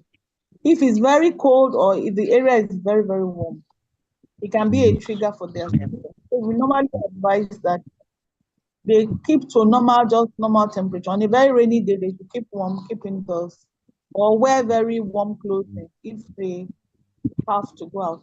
Now, let me speak to that, because I know this has been stressful for you. So honestly, mother, I am so I am so empathic about this. 27 years old. I'm just looking at the work with this child, and to tell you that I'm so proud of you, and the work of what you have done for this child, whether it has been totally successful or not, it's not a small thing. It's not, you have done a lot. So I want to have a child, and that means that at the time that this child had this cerebral palsy 27 years ago, because the level of treatment we had many years ago is not the level of treatment we have right now. The level of support we had then is not the level of support we have now.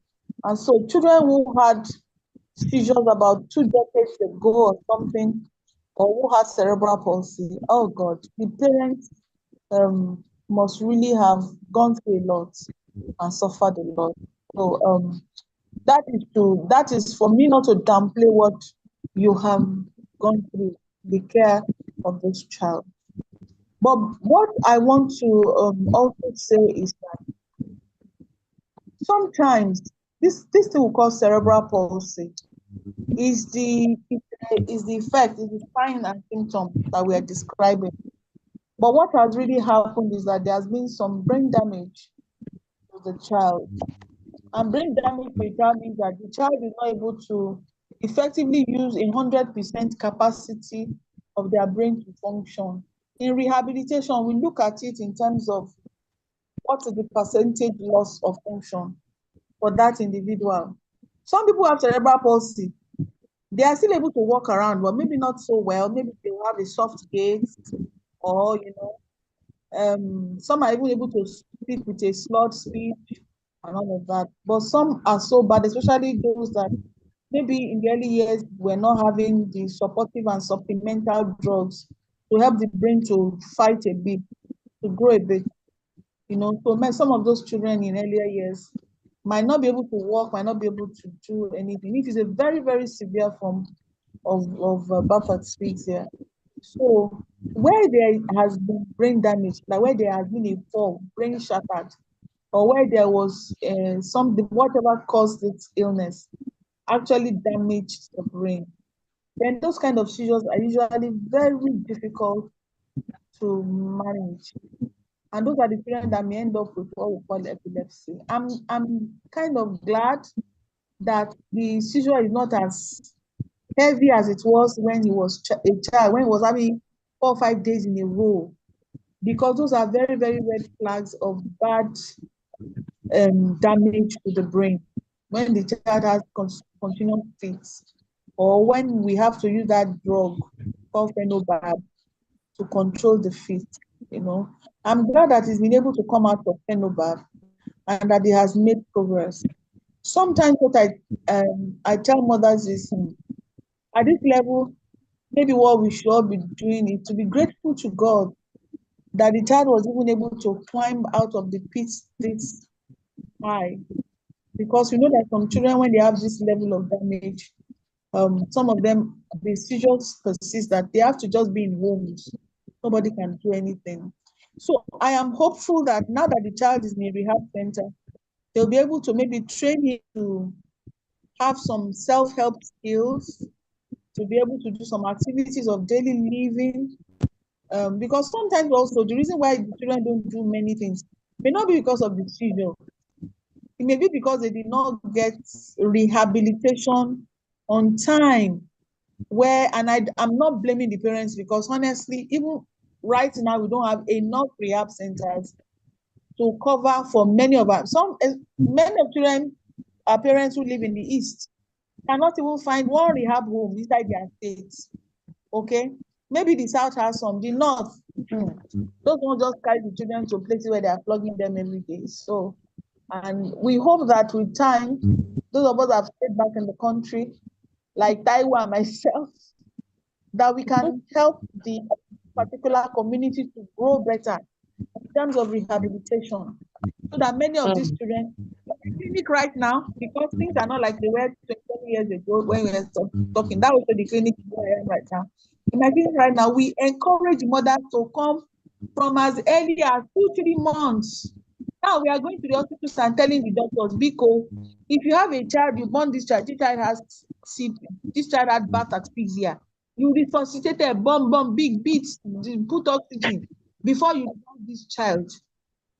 Tell those parents that once the neck is not standing when it should stand by 2 months or whatever, they should start coming for rehabilitation. The earlier we start, the faster we start to make that brain, force that brain to grow, develop, use supplements and all that, the better for all of us. So the child rehabilitation work starts very early in life. Some children, when they bring them at 2 months or 1 month, they can't feed. They'll put mouth to the breast and they can't suck. Because of the palsy, all the muscles are so soft. They can't. That itself is what will kill the brain, make the brain not to develop for the next 10 years. That not feeding.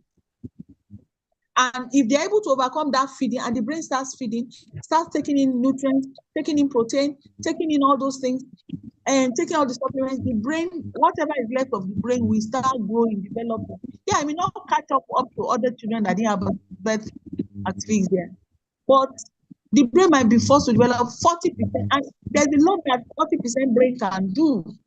We'll be able to achieve activities of daily living. Child will be able to move somehow, or whatever, even if it's artistic age, may be able to walk around independent, and that's a lot of relief for the family. So we say the earlier the better. And when they come that 1 month or 2 months, we don't even struggle to be doing rehab massage and everything. Yeah, we do massage, but we say feed them first, because when some of the children come, you can't even massage them. They are like not almost vanished because they haven't fed. For 1 month, since they were born, they are lower weight than when they were born. If they were born with 3.5 kg, they are now 2.7 kg after some months. If you know what I mean, that's why I say they are like vanishing. Because they've not been able to feed, and it's not their fault. They will say, hey, we put it in their mouth, we put the child will spot it because the child cannot swallow. The muscles of the neck are so lax, they are affected by that weakness that they cannot swallow. So there are peculiar ways to teach them how to feed the child, to make the child feed and not choke. Because some of them say they are feeding, the child is choking. So they don't even know what to do with feeding. So early intervention, that early come on board on time. It may not even be to be addressing the fault. We don't even know the extent of the fault at that time. But we start doing everything to make this brain. We don't want to make it. We want to make sure that whatever is the extent, we override it at least on 30% from early in life. That intervention is very key. Because if we miss that phase of feeding the brain, that phase of giving up, that phase of making sure that child can take in enough nutrient to grow, the guts are growing, the body is growing, the muscle is growing, the muscles that we hold the food to are growing, the brain too starts growing. We miss that phase. We have missed a very crucial point of growth for the child. And so a child that should have had maybe these seizures that would have been controllable may end up seizures that ends up not being controllable because of the brain damage from incapacity to take. Imagine a child that will born and is not feeding for a month, or is just drinking small things for 1 month. It's a very serious matter. Okay, so it's some children that have to be fed through tubes, and you see them grow, appreciate till they are not able to feed themselves and swallow themselves, because now the muscles have been able to grow stronger and all of that. And so exercise that they do for their for the throat, and order to help them to be able to oromotor area, all those parts to help them to be able to swallow and chew a little. All those things are done. So I'm so sorry about your work. And when I had 27 years, I'm thinking that you took this work when our community did not really have so much to assist mothers with, not in terms of knowledge, not in terms of support, not in terms of medicine, not in terms of many things. And so I'm just so sorry that your work must have been very tough. I hope and pray that the child gets better, and that if we have opportunity, we can also medically review your child to be sure that at least even right now is getting everything right. And we will now add the rehabilitation aspect, because it's not just for the children now. In those old days, we say the children just be, or the children that now suffered more damage, we say just go and be in a home and let us rest. Now we drive for what little more can this child do? Because if at the end of even the child not able to go to school, he can feed himself. You can say, hey, John, oh yeah, go and bring me something there. Child goes, staggers, brings it for you, stays and makes you laugh, goes, plays with you, can have fun with you. It's a lot of difference than a child that is a total burden. And honestly, like I said, I feel a lot of weight discussing this with you. But I pray and hope that wherever rehab center your child is going to be lodging now, more will be done to help this child gain more independence. And we never say never to any child. No matter how long the child has traveled, no matter how far, every time we the child, we say, what better opportunity, increment in functioning can we give this person? that can, be a lot of succor to the home, to the family, to the child. So sorry about it. Thank you for listening. Thank you so much. Thank you. One thing is, I even send a link. This is Zoom link to the owner of the place that is. I sent to them. I didn't send to parents. I need to. But he walks around. But the side of the, because when this thing happened, when these seizures happened, I took him to hospital, Bagada. So that side, Yeah. that is where he bent sore and he couldn't walk again. So there they started physiotherapy. They started physiotherapy. And then from the hospital, I was treating Igobi. But though he started walking, the one side of the hand, he couldn't use it. Up to now, he limps, but he walks around. So I don't know. I'm in Lagos. I don't know how I can see you. Maybe I'll bring him so they can be, whether there are some supplements I can add with what I look at the drugs that he's taking now, and I don't know. In fact. Okay, madam, just join the consulting group. I'm sure you're on the platform. Just join the consulting group. We would make sure you see doctor. Okay. So can we Thank you so much. Yes. So sorry, ma'am. Can we Thank you, doctor. someone has been asking to talk. I don't know if that's the person. Efe, please unmute. I could see your hand. This is Efe. Please unmute. Okay. Hello, good evening, doctor, and thank you so much for today's lecture. I really get a lot. I really appreciate your time and everything. Thank you so much, doctor. You're welcome. Okay, ma'am. Thank you. Okay, ma'am. My question is actually concerning this birth asphyxia. Like during child delivery, after me having a prolonged labor due to the service not opening on time and all that. So after everything, the child comes out, but did not cry immediately. Maybe cried like let me say like 2, 3, 5 minutes later. And Oh, wow. growing, you notice the child, maybe as the child is sleeping, as the child is just sleeping, you just notice that you just like this kind of shaking of hand, something like that. Does that really call for a red flag? Very red flag, man. Okay, so to what extent and what do you think such a person can do to help that child? The child is doing everything. The child is doing everything else normally that you should do at that age. How old is your child? Almost 3. Okay, so it can talk, can walk, can run around. Everything. He does everything perfectly, as in very well. Well, okay, so except for this jack. Just the hand, just like when you sleep, like you're sleeping, and you just see the hand just shake, shake. just like 1-2 second shake. You just talk. Like maybe you are just like when somebody is scared of something, like when your hand just shake a hand, just like that. As if you start to, please take the child out to go and check it out. Okay. Because like I said, some of the seizures, they are not at the point, they are not severe enough to get the child to jack or fall. But I'm glad that child is doing everything child should do. But it's still a long way to go for the children. So that if there are small seizures, there are small ones, that are abnormal, but they are not at the threshold to be seen. We are more afraid of those ones that we don't hit the threshold to be seen in children.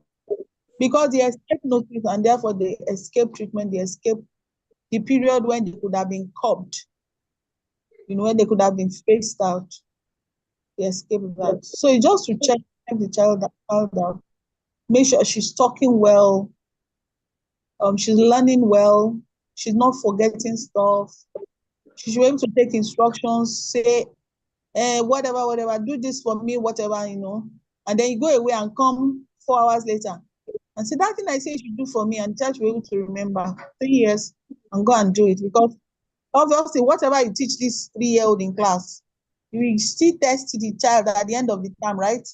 So there's Yes. no reason why you should send the child work now.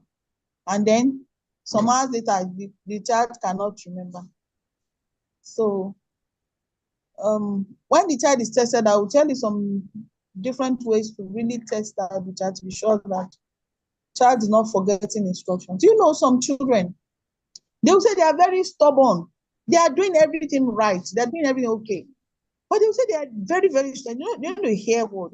Tell them sit there, they will not fit. You see now, before you get there, they have gotten up, But that thing they are calling stubborn is because the children are actually forgetting instructions. So if you give them an instruction, after a while, you just forget it and do something else. And when you come back, you're very angry. They're like hitting them and they hit them, And so you're now wondering, after all this hitting, beating, training, that is still on and doing the things I do.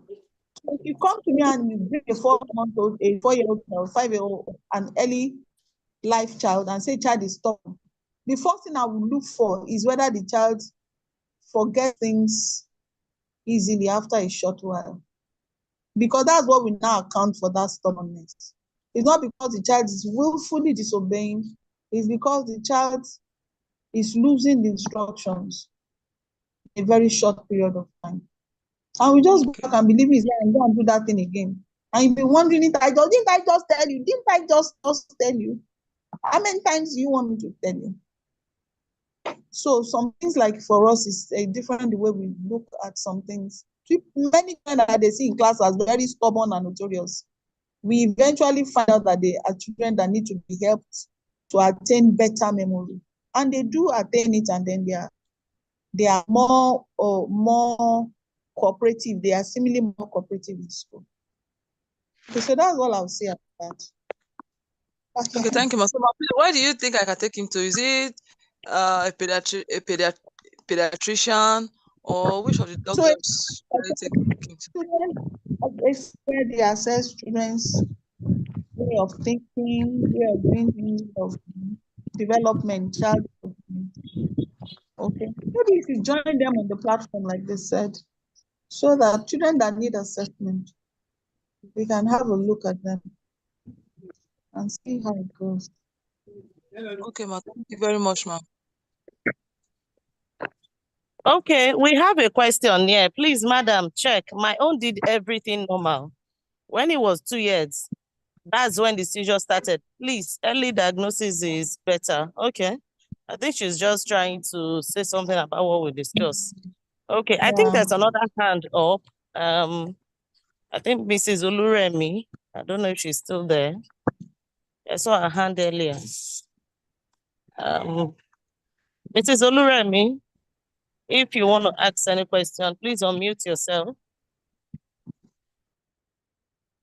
Okay, good evening, everyone. Good evening, ma'am. Hello, good evening. Yes, ma'am. Thank you so much for this session. It's really been very educative. I've really learned a lot. Up till this evening, I didn't know that spoon they used to put in mouth of people that have seizures is wrong. I was hearing it for the first time today. It's been so educative, and I've learned a lot. I also work with children, and something is just coming to my mind now. I run a normal school, a regular school, and recently they brought a child. The child's neck just shift to one side. We always try to hold that child's neck up, but it will always go back to that position. I've raised a concern with the parents, and all she said was that, okay, she's undergoing therapy, but I don't think the child has missed school for one day since he joined us. So is it something that calls for concern? They said they brought him. He's 3. He's 2 going to 3 years old. Okay, so it's a cause for concern. I mean, the parents, why is the child going to do therapy? Your assessment of the child cognitively stable? Is the child doing Mm, everything that they think they should do? Apart from No, that name. no, she is slower than his mates actually. And this boy does not even talk, but he loves to, he enjoys the activities that others are doing in the class, and we just try to involve him. And that's what the parents said, that they just want him to mix up with the other normal children in the class. So I don't know. Do I need to do something more so that I can? Is he talking? He doesn't talk. Abu doesn't talk. He just looks and keeps observing everyone and enjoys everything going on in the class. We should bring him out for assessment on time. Let's know Okay. what's going on. And then Yes, that neck that's not stable. Funny enough, you know, children heal so well if they get enough help, the right type of help on time. It could have been a bath, we call it palsy, Erb's palsy. Children who are born, when they were yanking them out of the whatever, they could have destroyed the nerve that, you know, goes in that area. And that could give okay. them some limpiness of that hand, or if it's their neck control that is still not well balanced, all of that. Oh, But some of those I things see. they could use support. They could use orthopedic support and things like that that can make this thing equalize to normal over time.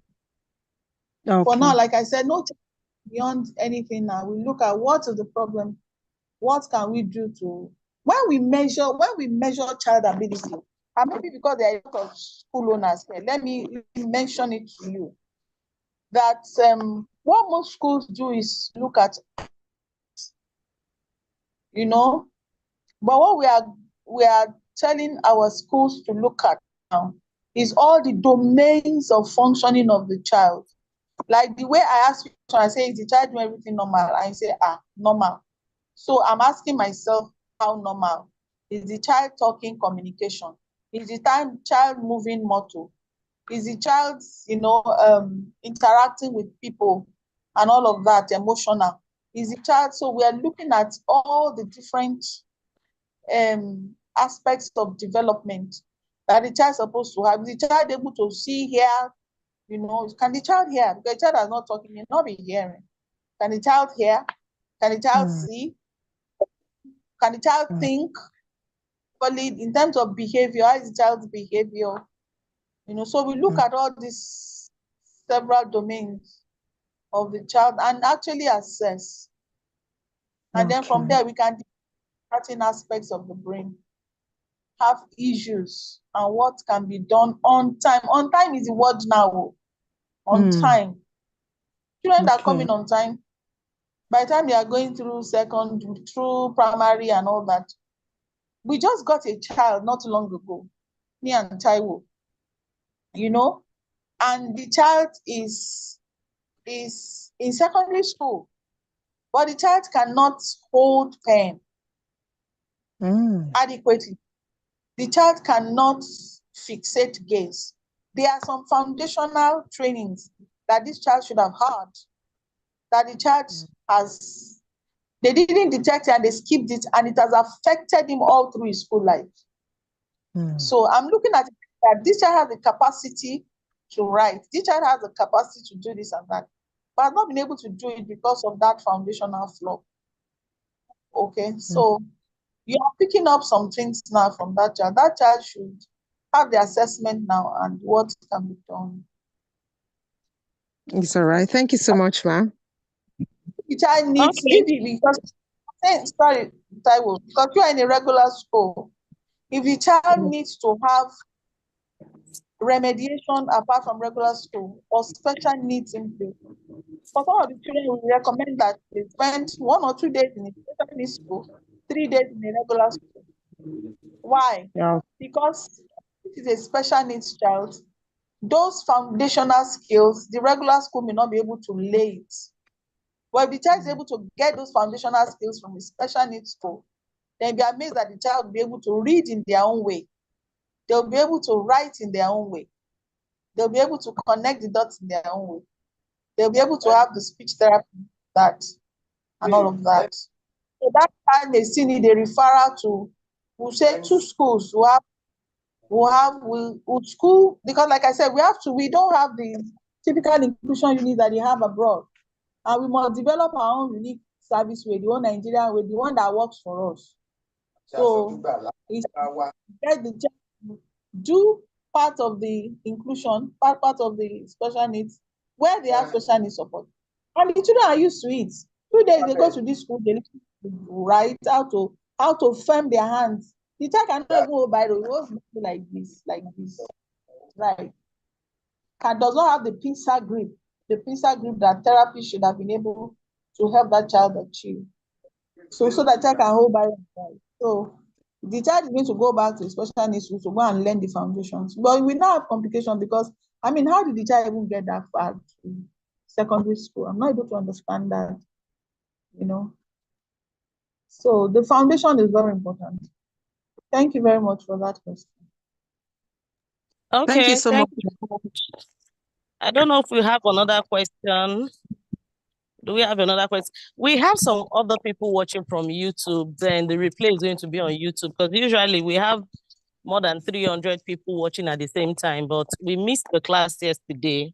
And I know some people felt like probably we are not doing it again, and they might have been today. And today is Sunday. People will be pounding in their house. So, you know. I got for school tomorrow. So they are going to watch the replay. If you would like to see the doctor, please chat me up or join the consultation group. We already have a group for special needs webinars that will be dishing out some information. The doctor can sometimes come again, can have a full class by that time. I think, doctor, we are going to have like another webinar maybe soon. It might not be now, but majorly for special needs. We're just going to talk about special needs generally. And I think that one will be like the main training, because this one, it's only concerns maybe a set of people, and some people are not interested because it's not their field. But my question is this. I wanted to ask this question before I forget. You mentioned something about CAFRA. I never knew that CAFRA would have so much impact on children. So even for children who have seizures disorder now, medication, they should stay away from CAFRA, right? You know, we put it in our code, CAFRA or something. CAFRA. Yes, I'm you know, just saying, they should stay away. CAFRA can be used to induce seizures in people who have never had seizures before. Wow. They can be used to seizures. So they should stay away from those. Seriously, ma'am, I'm not really aware. Like, what about those people that use camphor, that put camphor around their house, and put camphor in their boxes, their clothes, their wardrobe? So what about that one? Does it really induce seizures? Yeah, so they are those things. They are, the reason why many people don't suffocate or have effects is that many of those things, you just put one camphor and then you lock up the cupboard. You don't really perceive the odor of that camphor. It's just inside your cupboard, inside your clothes. But when you bring out some of those clothes and people put it on and the thing is scenting heavily of camphor, there's this discomfort and even some giddiness, and some people will say they get from wearing those clothes. But because they are not suspecting that it can be whatever, or because now they have gone outdoors with the clothes, because most of those clothes are outdoor clothes that they don't usually use, they only use for ceremonies. It may not give that effect. But when you now put this kind of things in people, make them inhale it for a long time, or those ones they put, the whole house will be smelling of camphor. It's not safe at all. It's not safe. We are trying to kill cockroaches, but we should not also kill ourselves. So camphor is something that is not so safe, especially in children, especially where children are staying, children are living.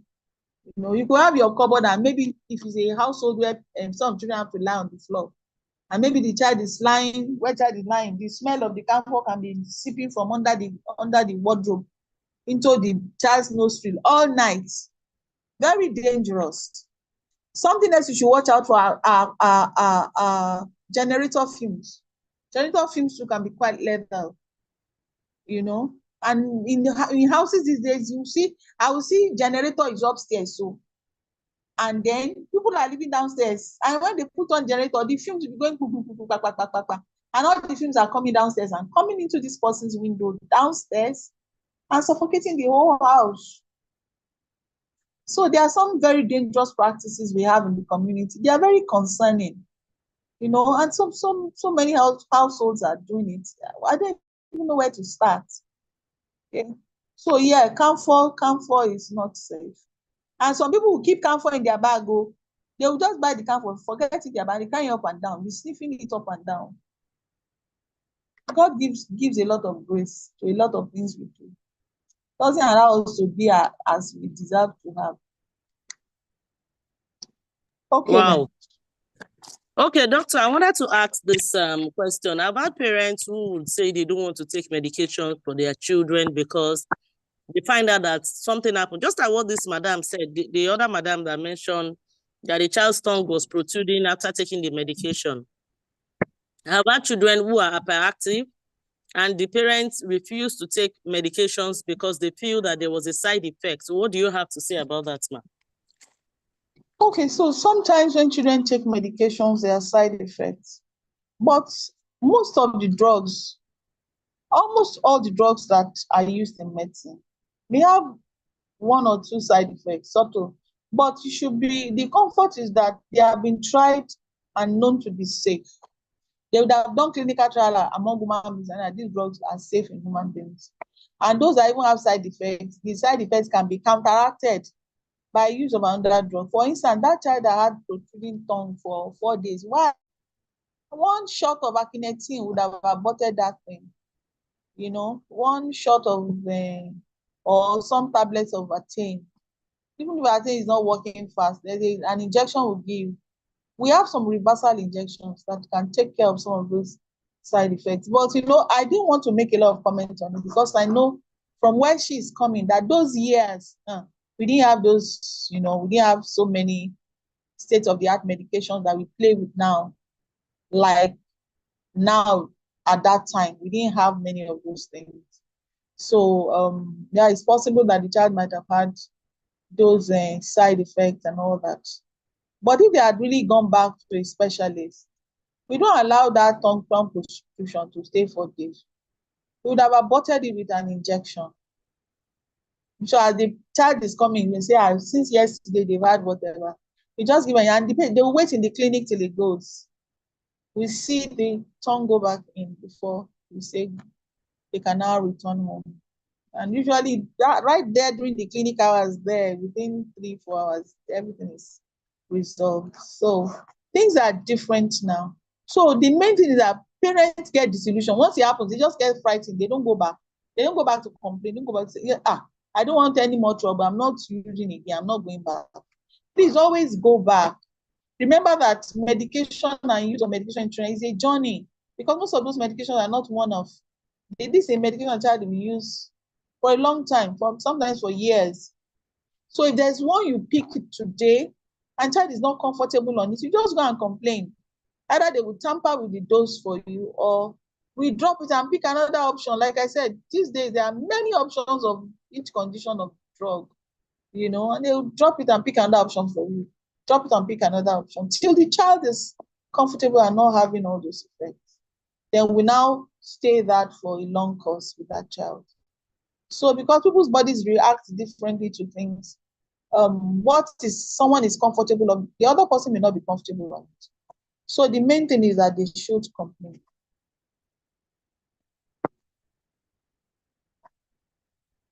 Okay, someone is chatting me from the platform. I'm trying to unmute her. Is she here? I can't even see her. She sent me a message that she would like to ask a question. I don't know. Can't see her here. Oluronti Dominic. Mrs. Oluronti Dominic. I don't know. I can't see her anywhere here. She was in here, but somehow maybe the network was bad and she left.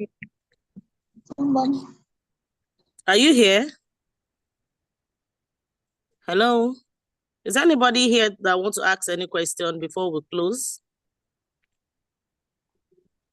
I don't know if we have any question. Okay. Doctor, thank you so much for your time with us. I know you're a very busy person. And this training has been an eye-opener for a whole lot of us, and we've learned a lot.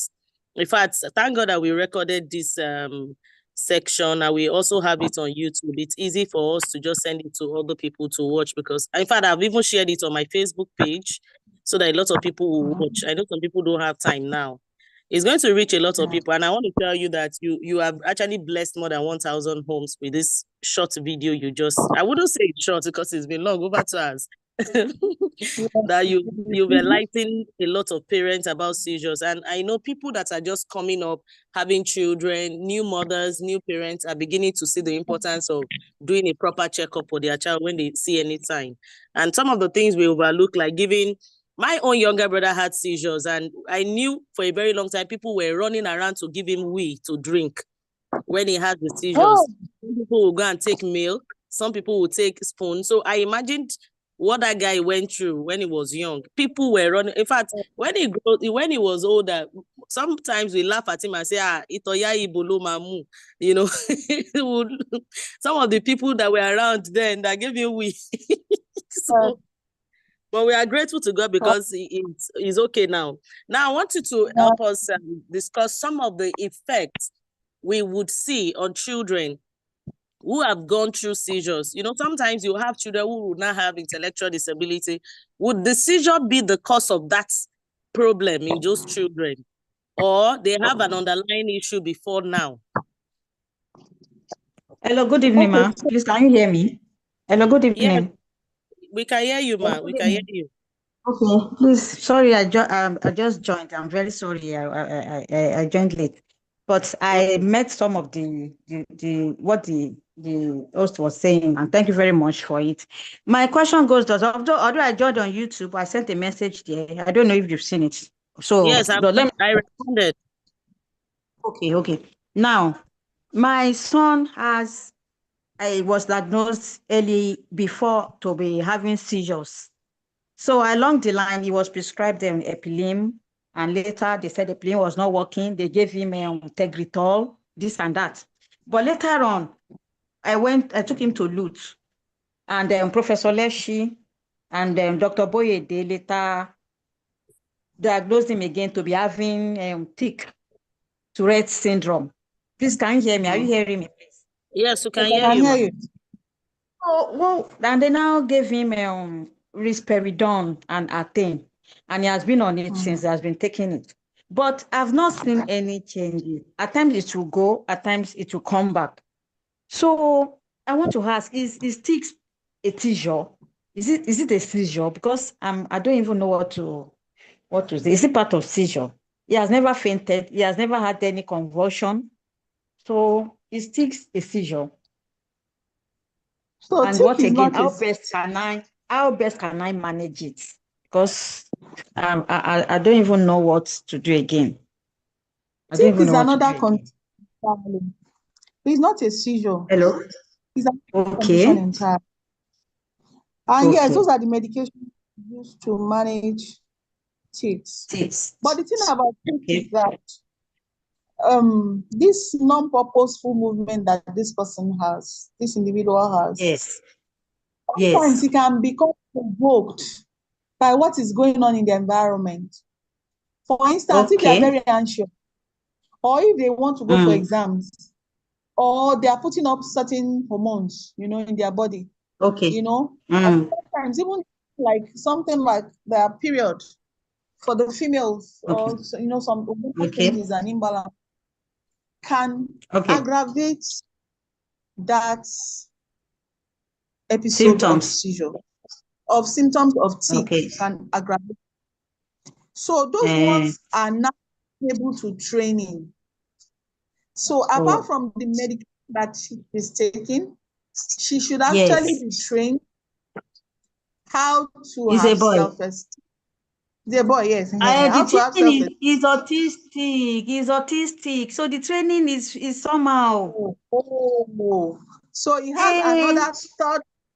He has a third condition yeah, he's also. autistic. That He's autistic. so that's one of the reasons why it seems like the measure is not working as much as it should. You will Exactly. still have given him some relief more than if you didn't have any therapy. But therapy Okay. might not have been as effective because of now the autism might not allow him to appropriately, Mm, do some of the behavioral shaping or the behavioral exactly. Because intervention. there was a time he was recommended for occupational therapy, and I was taking him to Lute Yeah. every week for that. But they couldn't train him because he wasn't able to express himself. When they asked him, how do you feel when this thing is coming? They said that they used to have this feeling that when that thing is coming, when they're going to jerk, there should be a feeling. He wasn't able to express himself that, okay, this is the way I'm feeling when before that thing starts, so that they'll be able to redirect him as to what to do, this and that. You should So, hello? it should be it should reduce. It should be reducing. By now, if he has been on treatment for some time, the tick should reduce. But Yes. there's no way to know that this will completely go. Tick is something that is managed. Okay. In some people, it recedes for Okay. many years. It may not. In some people, it recedes and then it comes Mm. up, and it recedes and it comes up. And as they Again. become more Eh. emotionally troubled, because when they reach their teenage years and there's Okay. more emotional turmoil and all that, He's the 15 tics years may seem, old. He's 15 years. yeah, the tics may seem Okay. to come up in those teenage years, but Okay. they also Okay. negotiate and they become more comfortable with their environment and all that. It will you to be seen to Mm. recede again and all that. But she continue with his treatment, Okay. with the drugs and all of that. Okay. And the person seems to be Thank you having very it much, on ma'am. often. Everybody around him should just help him to relax more, be kinder to him, Okay. joke with him, Mm. distract Okay. him, distract him from being self-centered or self-concentrating on himself.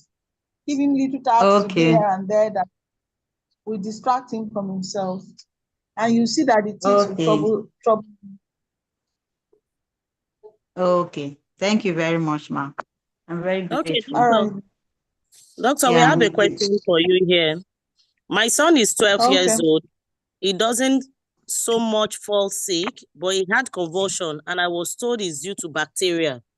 They tried to revive him, but all they didn't work until they poured hot water, on his legs, and he suffered serious burns that he couldn't go to school for the remaining term. So is that a seizure? Wow.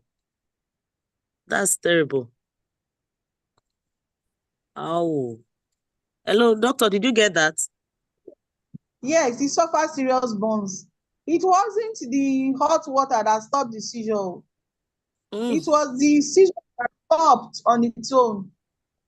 It was just coincidental with the time that they were burning his legs. So actually, the burning of the leg is extra injury.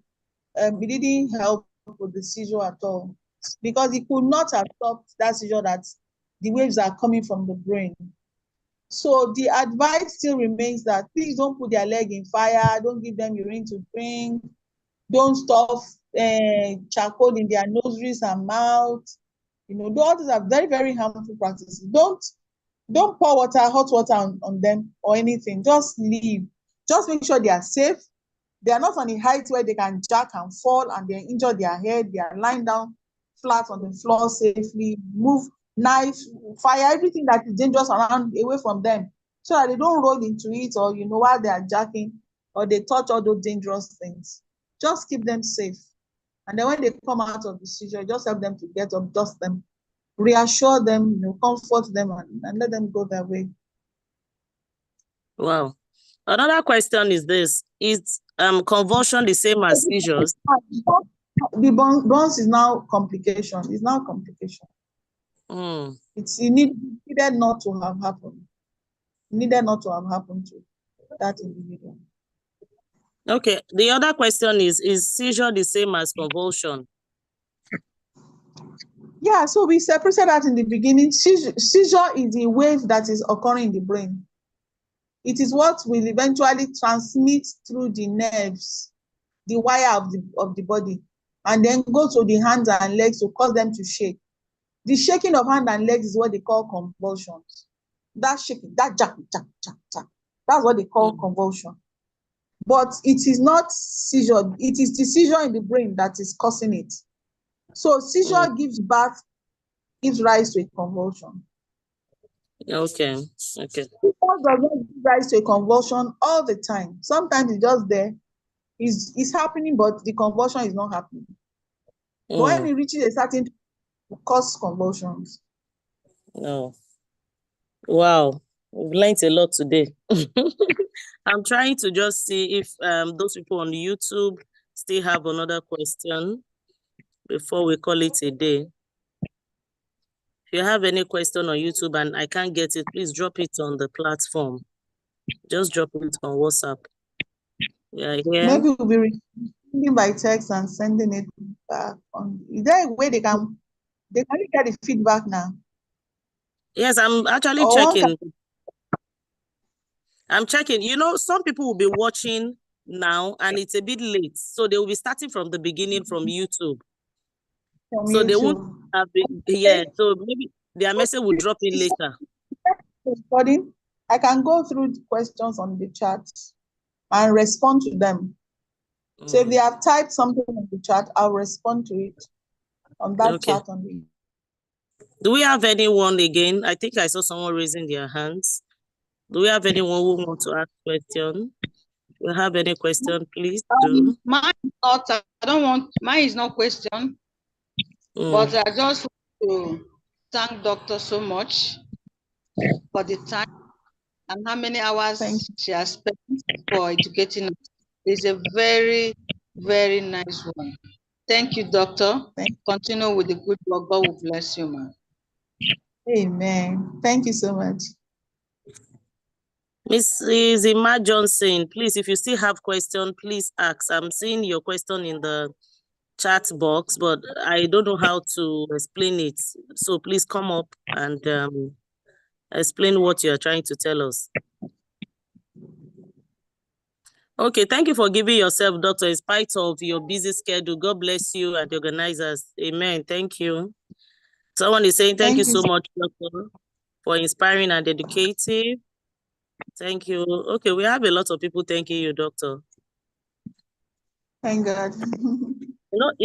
Sometimes when we hear psychiatric neurology, we actually feel that there are people who have mental disorders that doctors are actually taking care of. And a lot of parents, when they have children like this and you say, oh, take them to a neurologist, take them to a psychiatrist, the first thing on their mind is, are you telling me that my child is mad? Are you telling me? So, doctor, can you enlighten us on what your role as a medical practitioner in that field is? The body has, anybody can be ill, God forbid. That's the truth. And any part of the body can be ill. The hand can be ill, the breast can be ill, the womb can be ill, the legs can be ill, the bone can be ill. You know, the skin can be ill. Any part of the body can actually come under problems. The teeth can be, the jaws and teeth, they can have problems, medical problems.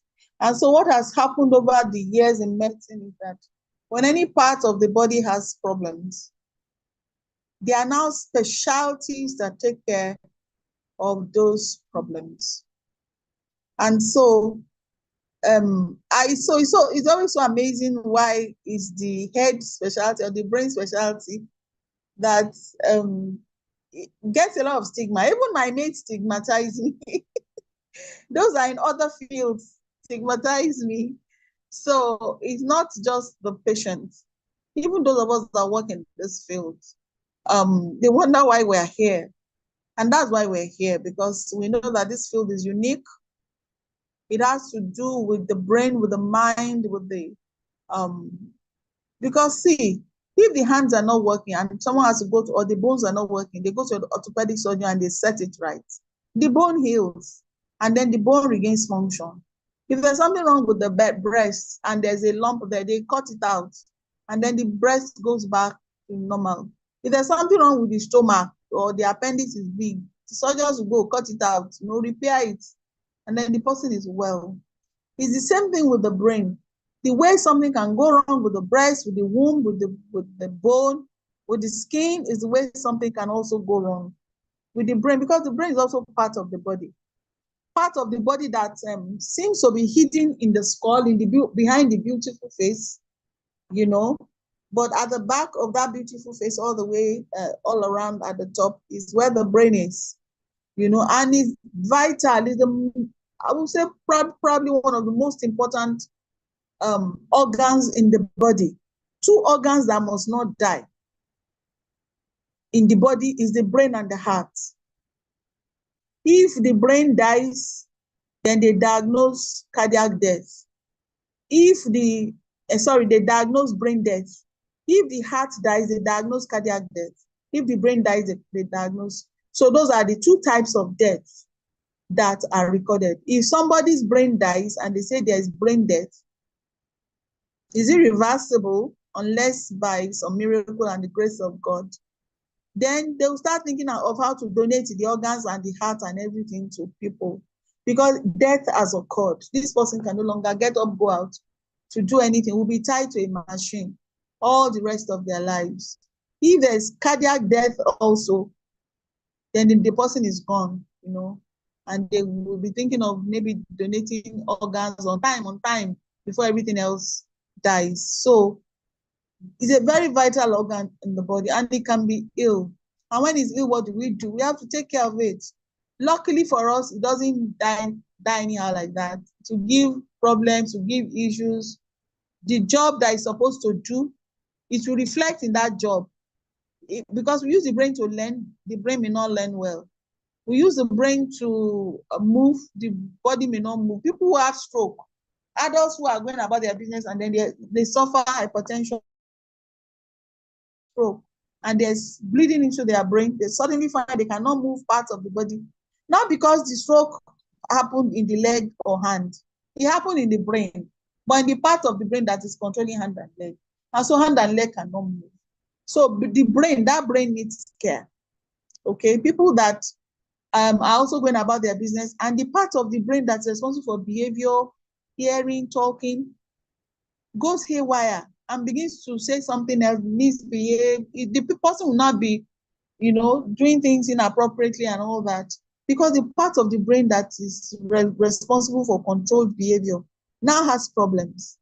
And so what do we do? In the olden days, let me tell you, in the olden days, there were cultures that used to kill people who had mental insufficiency or mental deficiency for any reason, or throw away those people, or drown them, or or take them into one bush, one forest, and leave them there. But we now know that all those things were a very barbaric attitude, because if that thing can be treated, then the person can return to function, the brain can return to its function, and the person will continue to do well. Let me give an example. I worked in Ondo State for 2 years. When I got into Ondo Neuropsychiatric Hospital on that road, I found that where are the patients? They say, they are mountain tops, they are on tree tops, under trees and large oak caves and all that. That's where they are treating them traditionally. I said, that's not right. In these modern times, how do we get them to come to the hospital? They say their parents will not bring them to hospital because they believe that, a demon has caused this.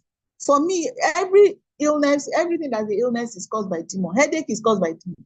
Heart disease is caused by demon. Anything that is not right with the body, if we say it's the demon that is causing the head one, then it's the demon causing every other thing.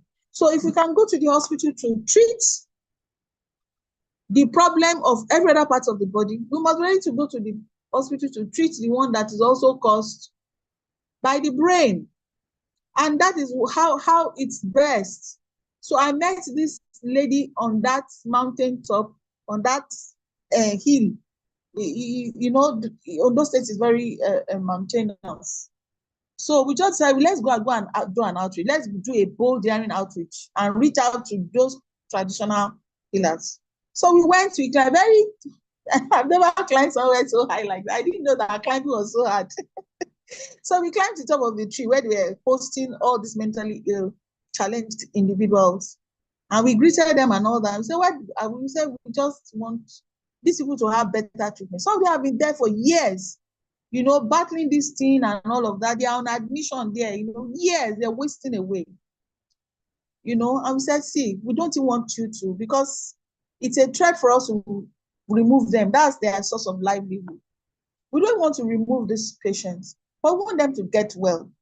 Let's come up here and treat them. And once they get well, then you will be coming down, bringing them downstairs to Oda Road to treat them. And so we had a deal.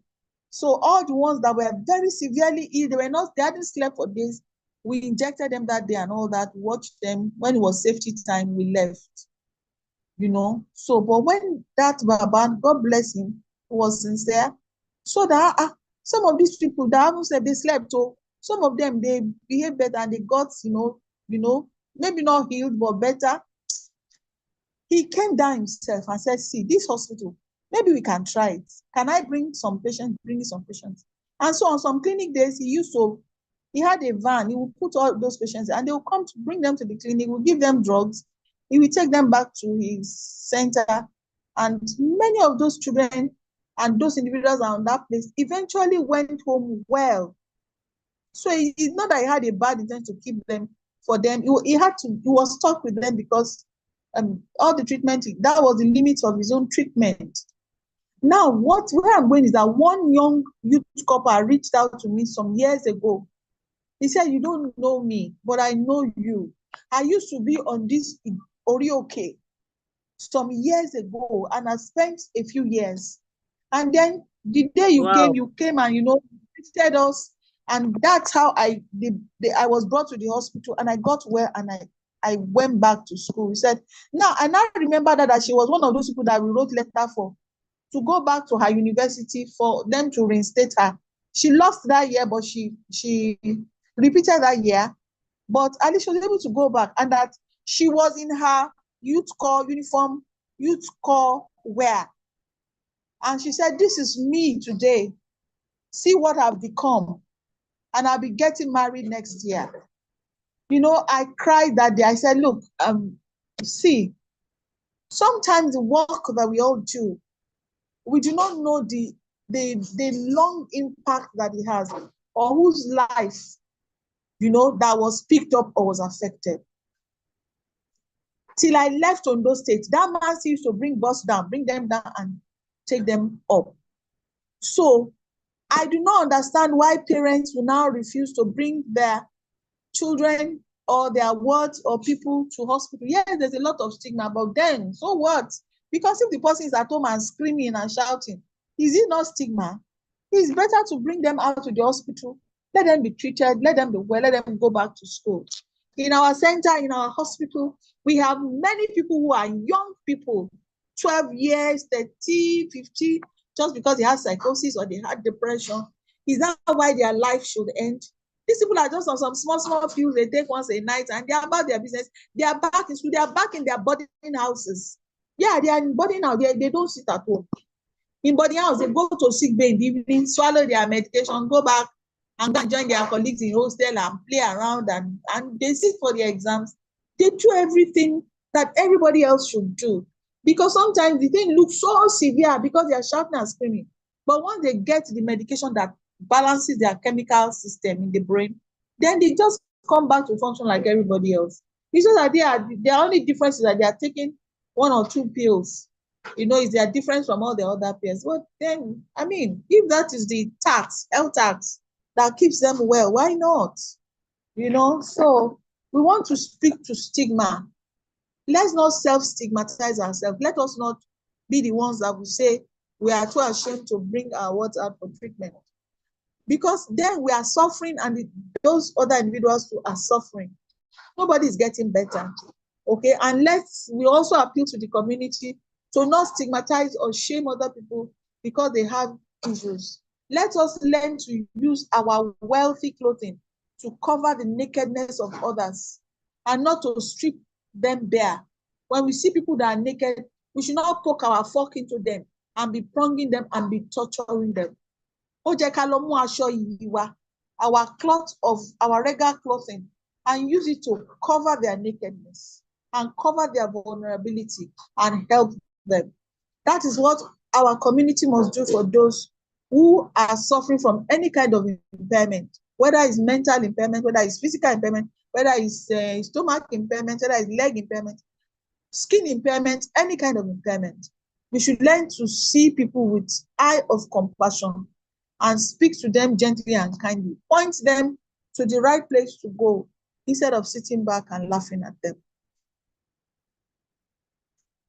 Wow, that's a powerful one. Thank you so much, ma. I have another hand up here, Stella Bedford. Please go on, unmute yourself and say something. I think she wanted to say something, maybe a question. I saw a hand up there. Mrs. Stella, we are waiting. Later. Thank you. So, good evening, everyone. Good evening, ma. Good evening, ma. Yes, my question is, thank you, madam. God bless you, doctor. Amen. God bless you for Thank you. good work. In Jesus' name.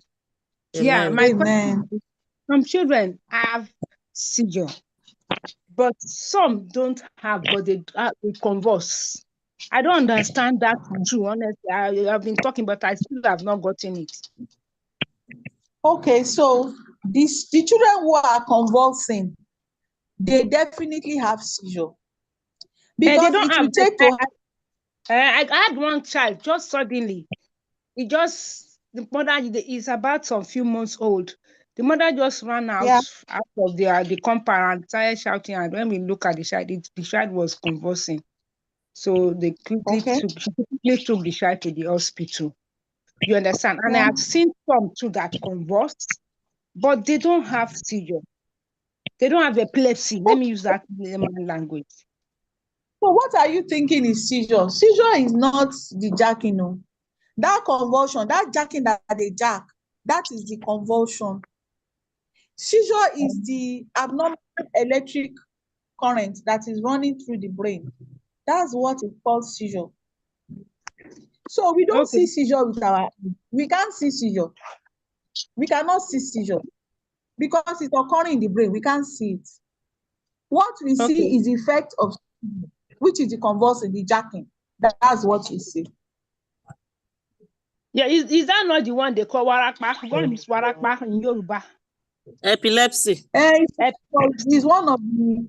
So what we call epilepsy is seizure that has become intractable, difficult to treat. If somebody has treated seizure using many drugs, many types of modalities, and it does not go away, after some years, they will now start saying this is epilepsy. It means that it's convulsion that is happening repeatedly over a long time. We now start calling epilepsy. But if it's something that just started happening, maybe 1 year we are treating and you have not treated, you can't call it epilepsy yet. Because it's not something that is now, we say it's long-standing, not a long-standing, not chronic. Okay? So seizure, you cannot see it. Seizure is high electrical voltage, is jumping in the brain. That is what will cause the hand to start shaking like that, to be sparking, that to be down. This shaking, jacking of hand and leg is the one you call convulsion. So convulsion we can see. The person has convulsion, we can see it. And once we see that convulsion, we know that the person must be having sparks in the brain. The person must be having seizure in the brain. Okay. So it has not been treated so the person is not getting well. It's just there. We now say this is epilepsy. So epilepsy is from the brain that is continuously throwing seizure non-stop. And it's not responsive to treatment. Okay, thank you very much, ma. Okay. Yeah. So we don't say people have epilepsy lightly. It's not a diagnosis we give with the back of the hand. Say this person convulsing in class, they say now he has epilepsy. The way people say it. No matter how severe the jacking, it's still convulsions. Okay. Okay, Oh, ma. wow. Thank you Thank you very so much. much. Thank you so Yes. much. Yes, ma. Thank you. Someone asking a question. I thought I heard someone say something. Thank you, ma. Thank you, sir. Hello. I think we are all done. I think we are all done. Let me just see there's another hand up here. We have another hand up here. I'm trying to see if we have any other question, ma'am. Okay. Ma, is that? I think someone is saying something. Can't hear you. Hello. I think I heard someone saying something now. There's a hand up. Hello, who is there?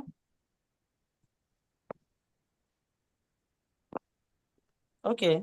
I think we are done. Didn't put down her hand. I can't see another. I saw someone's hand up. I was trying to find out who the person is, but I think we are done. I'm trying to see. Oh, someone said we should check our Facebook page. Oh, maybe there's a lot of questions coming. Let me just quickly go online. So sorry. Oh, I think there are some questions coming up on Facebook. Let me mute everyone. Doctor, you can unmute yourself once I mute everyone. Doctor, you can unmute yourself. Okay, I'm done. Okay. So if we have any question, I'm going to read it out. I'm trying to check WhatsApp, but Facebook, my phone is just coming up, so I'm going to read them out. Okay, my Facebook page.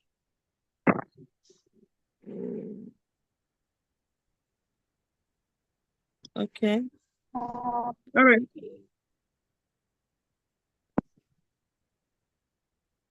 Okay, doctor, my next question, I was about asking about the epilepsy, but the madam eventually asked that as part of the question.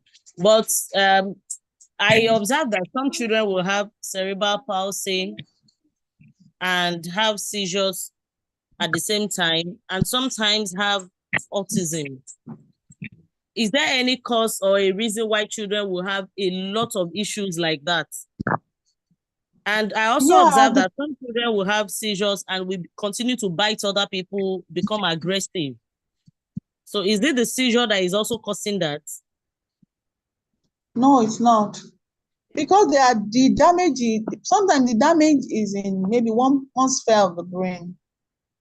But sometimes the damage will be more widespread. For instance, if it's affecting the motor parts, the child may have difficulty with movement. If it's affecting the part that has to do with behavior, the child may be aggressive, biting, self-mutilating, even biting. Some children bite themselves, that they will see blood, they'll be angry and they will continue biting. Okay, so depending on part of the brain. But basically, most of the time, what has caused damage to one aspect of the brain is probably what has caused the damage to these other aspects of the brain that we are seeing. So a person may come up with multiple issues at the same time because of the same cause, brain damage. It's just that because now the brain damage is in different. For children that maybe they bled into one part of the brain during pregnancy for any reason, and there's damage on one, the other side will function perfectly normally. And it's only that other side that was damaged that may have issues. So they may have a kind of unilateral kind of problem. That's problem on one side of the body. Okay. So it depends on how the problem is situated. But I know things like birth asphyxia, where oxygen did not go to the whole part of the brain. Some parts of the brain got oxygen. Some parts did not get, because it was not enough to go around. So some parts are damaged, some parts survived. The parts that survived will perform the functions that they should. The parts that are damaged, then those ones will have issues. And so that's why we have multiple issues in some children who have had a problem from in utero, from inside their womb, inside the womb, before they came out.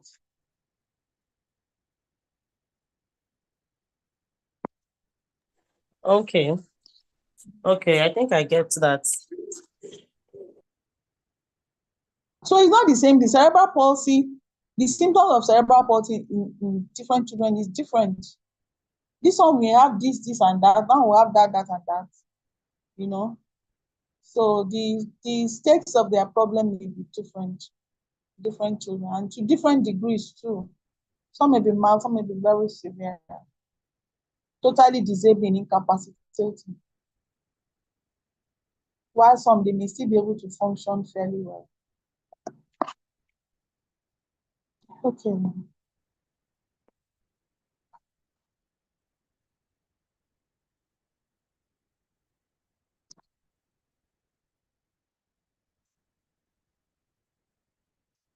Are you there, Tyron?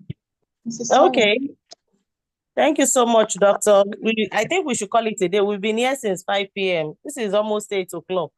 And I know a lot of us will go back to work tomorrow. So I want to say thank you to everyone who participated, both online, Facebook, YouTube.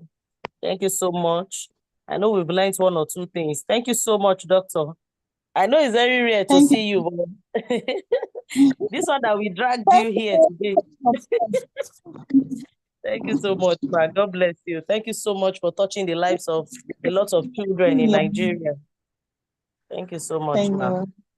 Yeah, so if you want to reach out to the doctor, please just join the platform. If you don't have our number, 08065798289. Just chat us on WhatsApp, 08065798289.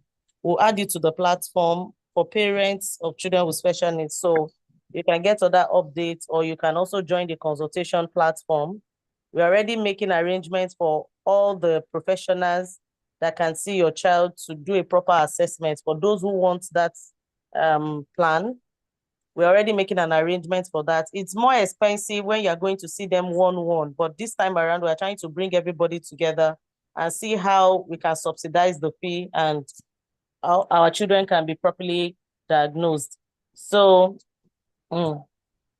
so thank you so much. Okay, someone is saying thank you so much, Ma. Thank you too. So we're going to call it a day now. I'm going to stop the video on YouTube. Thank you so much, Doctor. So our participants, you can start leaving. Thank you so much for joining. Thank you, everyone. Goodbye.